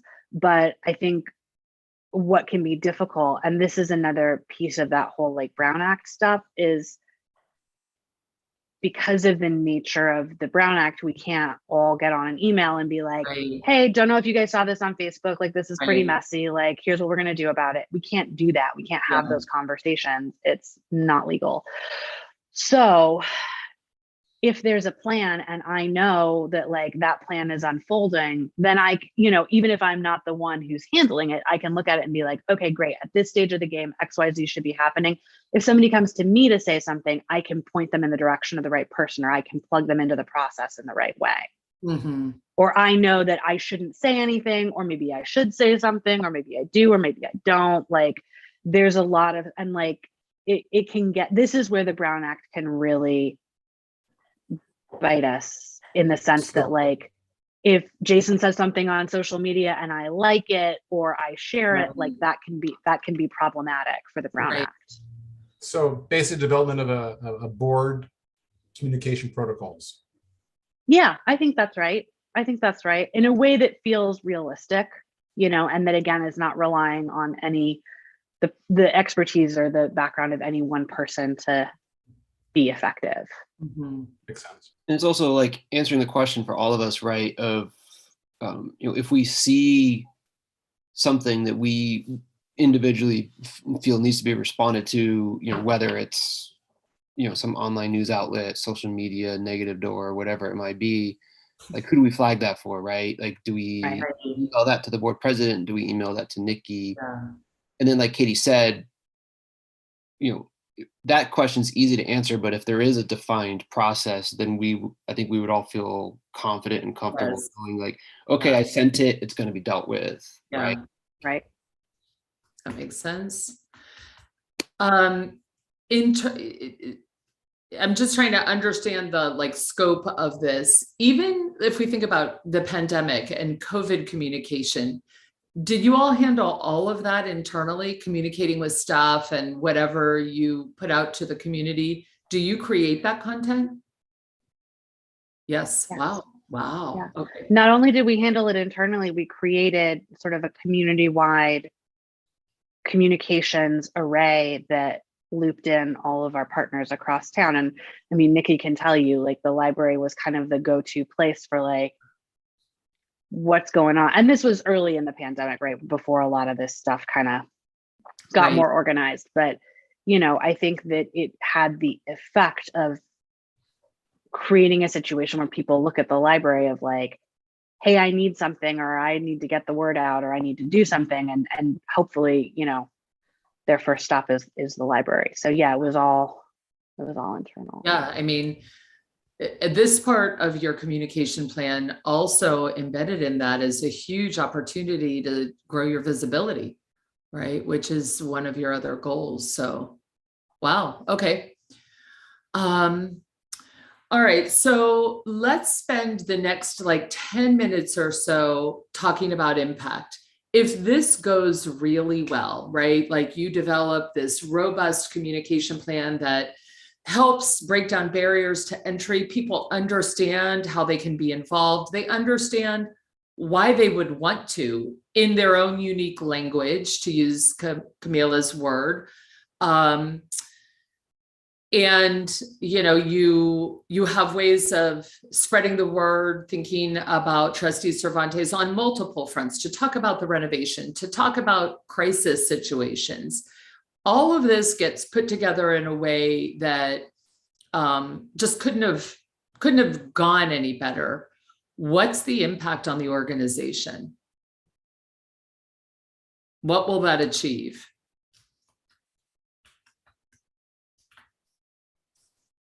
Well, perhaps greater economic support, greater volunteer support, better sense of community, which is not necessarily defined, but certainly it's important for the diverse community that is Altadena. Mm-hmm. Greater sense of goodwill, you know, goodwill on some balance sheet is actually monetized. It really is a valuable asset. Mm-hmm. Okay, great. Or contested elections, or at least participatory elections, where Right. we're not going, is anybody going to do this? I don't know how to put this into a short phrase, but I know when Katie and I first joined the board, and I know Terry was here at the time too, you know, one of the conversations we had that so far has led to a lot of the updating of library policies and different things is, you know, what are some very tangible changes that we can implement so that we're doing everything possible to put very clear things in place to try and prevent and avoid the kind of, you know, implosion, for lack of a better word, of that happened before we all joined the board, right? Mm-hmm. You know, obviously nothing you can do to guarantee that, but like, you know, what, so I think this is like, I think we took the first initial step in doing that. I think now that we've all been here for, you know, some of us going on 3 years now, I think we can you know, greater refine that and think about that more. And I think this conversation is that next step, right? It's getting into some more details and whatnot. And part of that is all of this engagement, right? Like, I think part of the reason all of that went down is there was a lack of engagement, right? There wasn't anybody paying attention. Yeah. Well, yeah, and also there was a lack of expectations and norms and safeguards and policies, right? Like, people kind of tend to accept, you know, what they come into, and if what you come into is a vacuum, then you're like, well, I don't know, I'm gonna like do the best and you know, listen, there were some disasters for sure, but I'm just saying, like, looking into the future, I would like to create a situation where people aren't coming into a void and going like, I don't know, I guess this is good, I guess this is helpful, I guess this is right, because that's where things start to get messy. Whereas it's like, okay, this is what being a board member is about, this is how long it takes every month, this is what you do, this is what the expectations are. Like, I feel like that also self-selects people who look at that and go, yeah, that seems right, that seems totally great for me, or people who are like, you know what, not my jam. Mm-hmm. Mm-hmm. Yeah. So I added a couple of things at the bottom to your list. I think at the end of the day, what I've heard you all say over and over again is that greater community engagement is a goal, right? That's just a bottom line, and in a lot of different ways. And an effective communication plan and messaging will result in that. And that's super exciting. I also think that it creates a lot of opportunity for your community members, right? Like to grow and to develop and learn, which is, your mission, better representation of the community. So I'm trying now to like flip it and see what the benefit is to your community. And I see a long list there.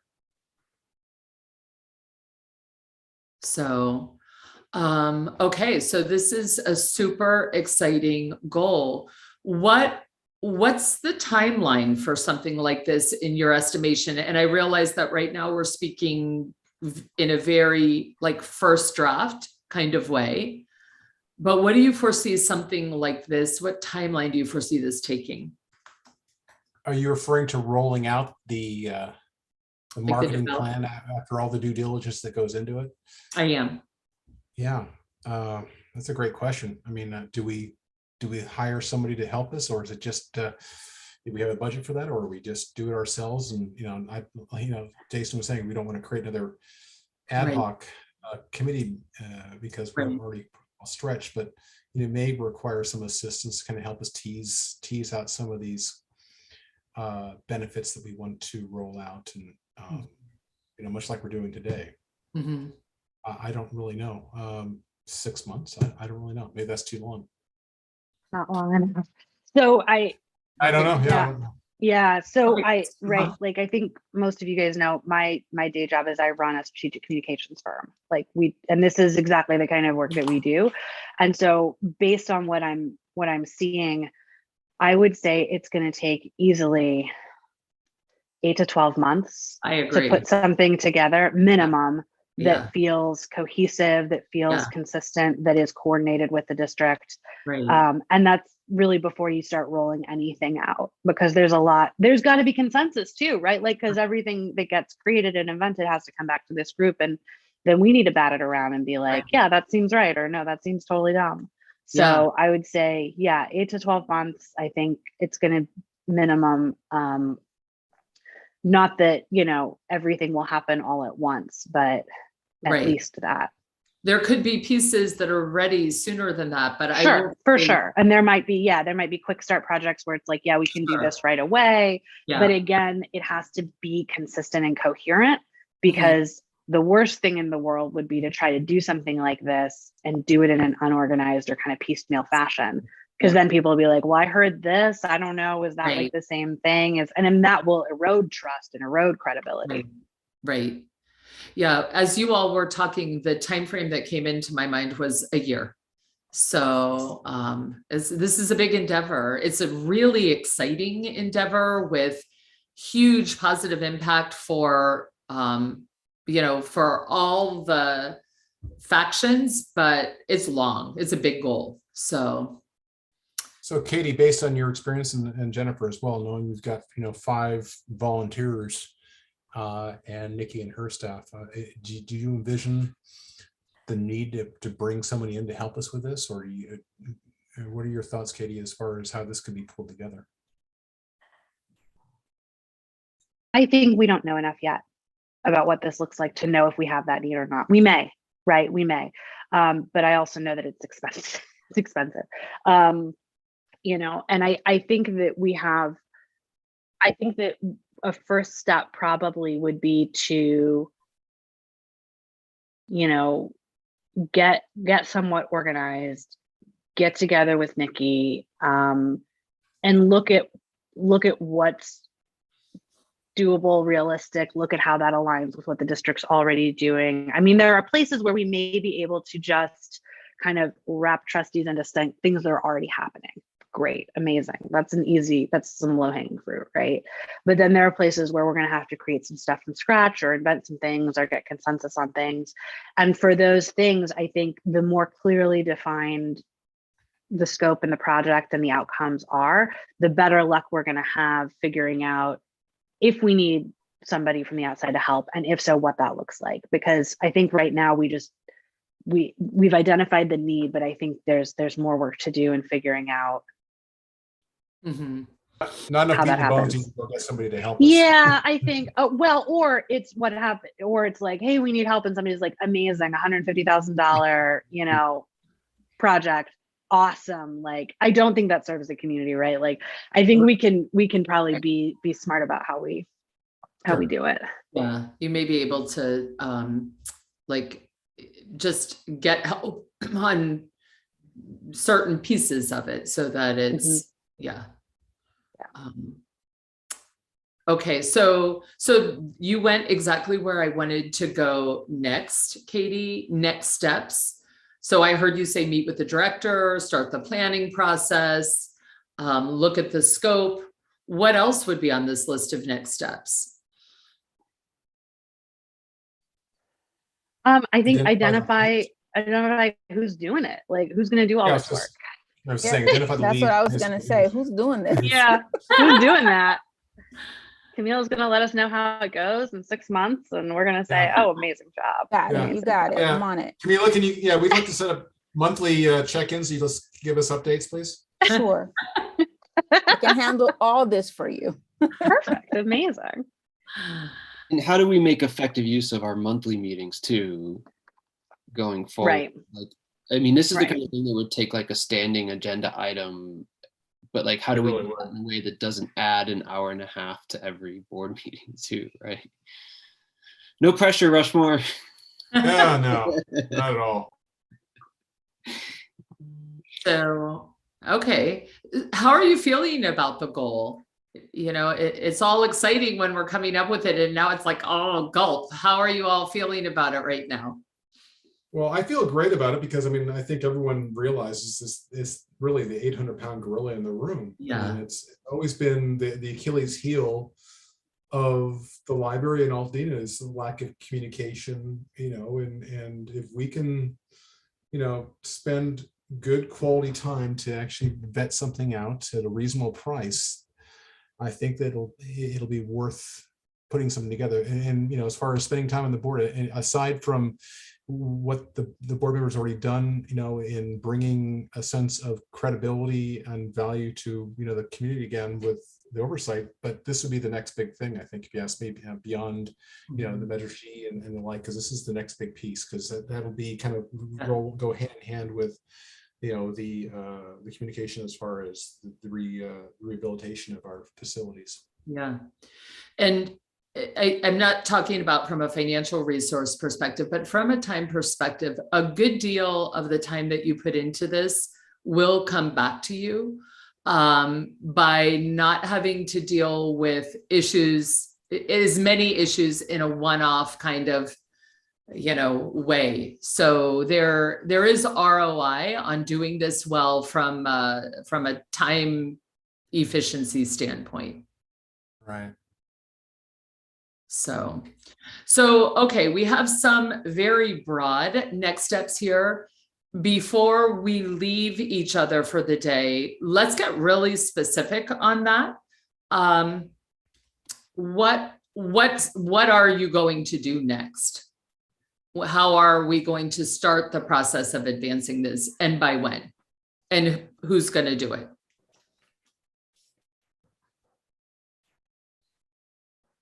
It seems like the first step would be to get it on a board agenda coming up, to get this as a discussion item at least, and we can talk about it a little bit more. Do you mind if you got a starting point?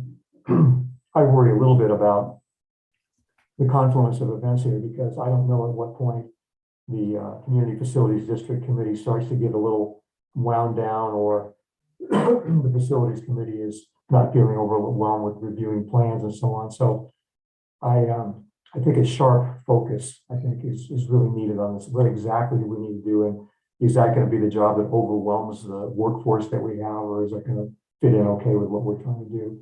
And I did hear, and I'm sympathetic to some of the excuse me, comments about the time that all of us have to get this done. So those, I just think we need to find out a point of moderation and exactly what it is on the very front burner that we need to take care of going forward. Terry, I guess my question is, what do you think would come out of a board discussion that isn't going to come out of the discussion we're having now? Like, what would be different about, because I guess I don't see what would be different about that versus this chat. No, I think you're right. And I forgot for a moment that this is a public meeting that we're in right now, right? Yeah. So in a sense, we've already discussed this, and other than sort of taking a vote or something like that, which we won't do, we kind of know what we need to have happen. Well, but I take your point about like, there needs to be a lot of focus. And I think that that's right. I think that that's correct. And I think that it needs to be also, you know, in line with all the other things that are happening, right? Like, we know that the tax assessment is going to start showing up on people's property tax bills. We know that there's going to be public meetings and town halls about the plans for the various, like, we know all of that stuff is coming. So I agree with you that like a lot of specificity is really important. Well, where I was agreeing with you, Terry, in the sense of like, where else will the work get done if it's not on, like, the being on the board agenda? Then you can dive into like action, like specific details. Like, otherwise, where is the work going to get done? That's what I'm curious about. If it's not on the board agenda. Sure. What I was thinking is that I could meet with the director as well as, you know, with the friends or the, you know, and the foundation, and find, you know, kind of start teasing this out a bit, then solicit one of the other board members. We could talk about this a little bit and kind of at least get some dialogue going around these specific goals that we've got. And then I think we should have probably within 2 months or so on the agenda, a report back, and maybe from me. It doesn't have to be me. I'm just jumping as president, because I'll have that communication with the friends and the foundation.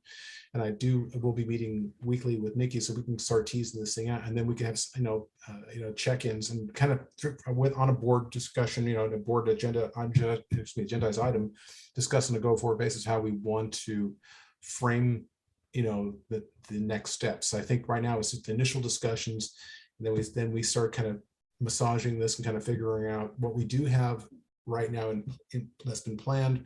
What do we need to do to tease this thing out? Who can we bring in? Well, not even bring in professionally, but just kind of see what we have, assess the tools we've got, and then we need to have some discussions then about more specifically, as we talked about, what are the key benefits? What are the key opportunities for volunteering and things like that. It's kind of teasing out what we want from this before we actually even talk about where we go with this as far as bringing in a consultant. So maybe it's initial discussion, like in maybe a month or maybe next month, I can bring it back and kind of just let you know where we are at that point. And then we can agendize it based on how we feel where we need to go. I'm spitballing here. I'm not sure if anyone else has any other recommendations. I'll take the lead initially, but I'm open to suggestions how you'd like to go. Mm-hmm. Well, that's kind of my question. Like, is there any like specific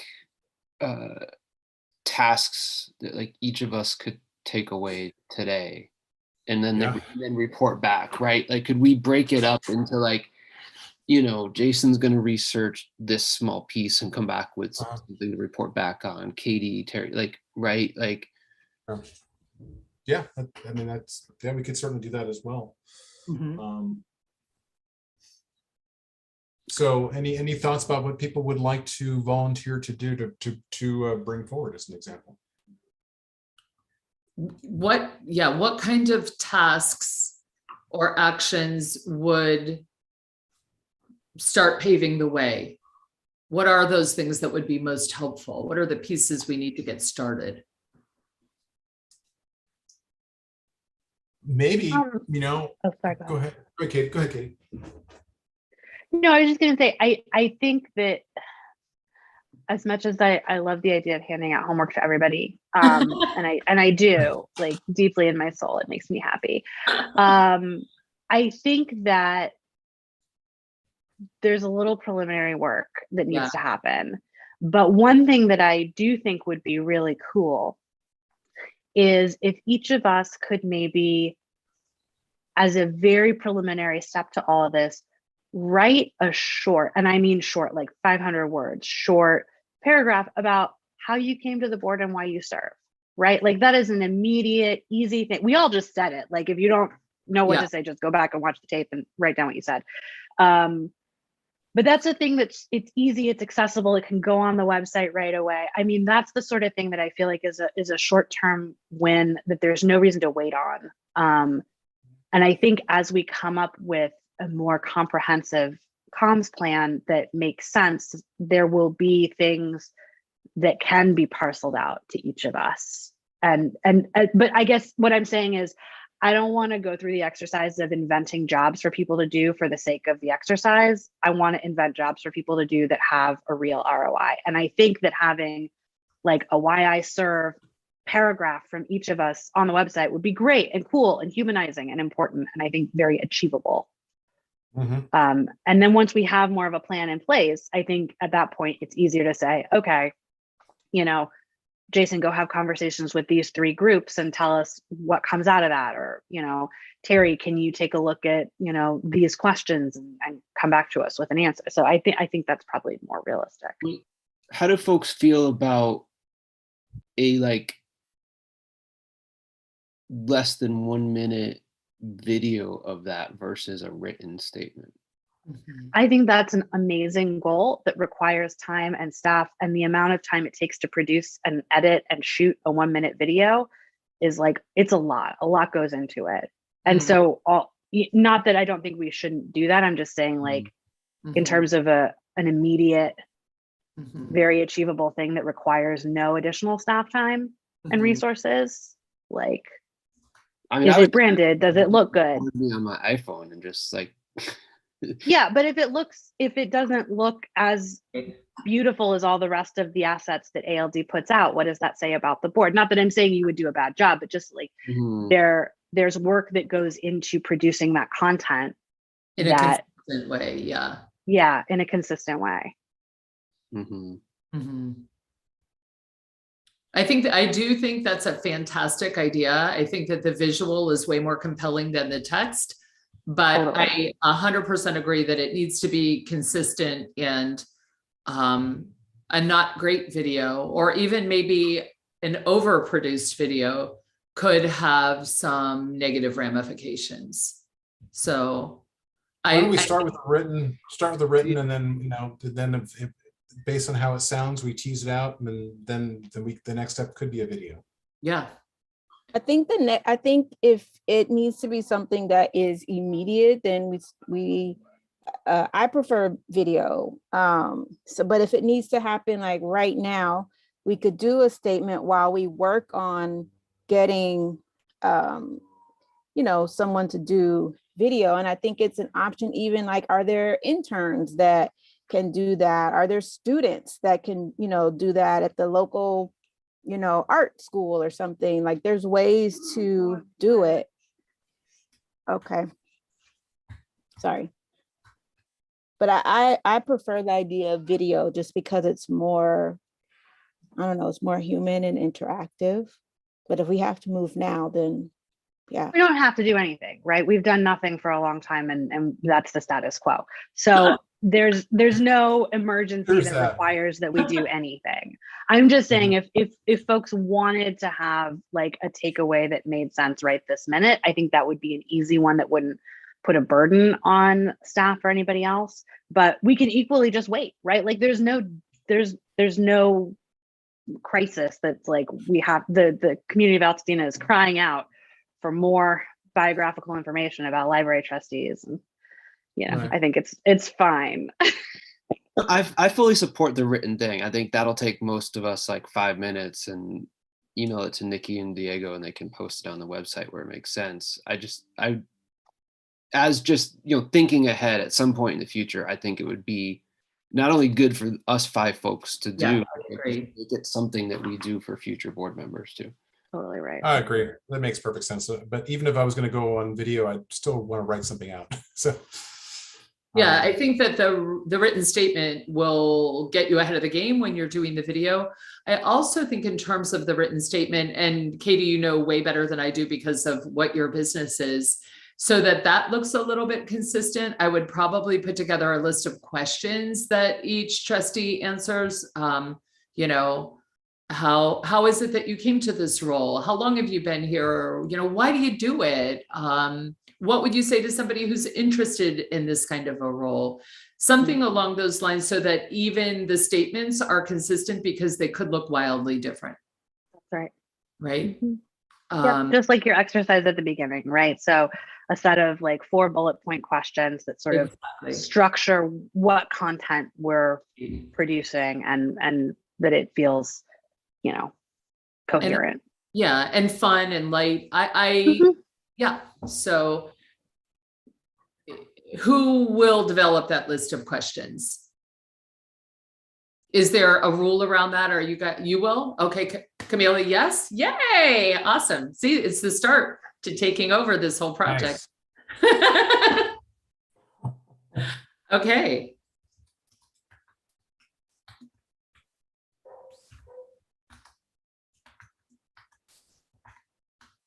Okay.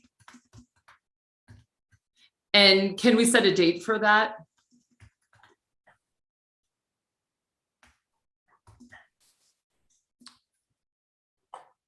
And to be clear, this is for the purposes of the video, not necessarily the written statement that can go up on the website, or is it both? I think it's both. I think, yeah. Go ahead. I'm sorry. I didn't mean to step on your words. No, we were saying the same thing. Okay. So Trustee Wilkerson, if you knew me for long, you would know I ask this question all the time. What's a date for that for you? By when could you get those 3 to 4 questions? I think it's fairly easy. So I don't know if there's it is. Yeah, I mean, I don't know. I can make up a date. Let's see, what day are we in? We're January 7th. In a week? I don't know. In a week. Okay. Okay. Perfect. I don't know if we have a time frame, but yeah. That'd be good. I think that works. Okay, everybody, we are at the top of the hour.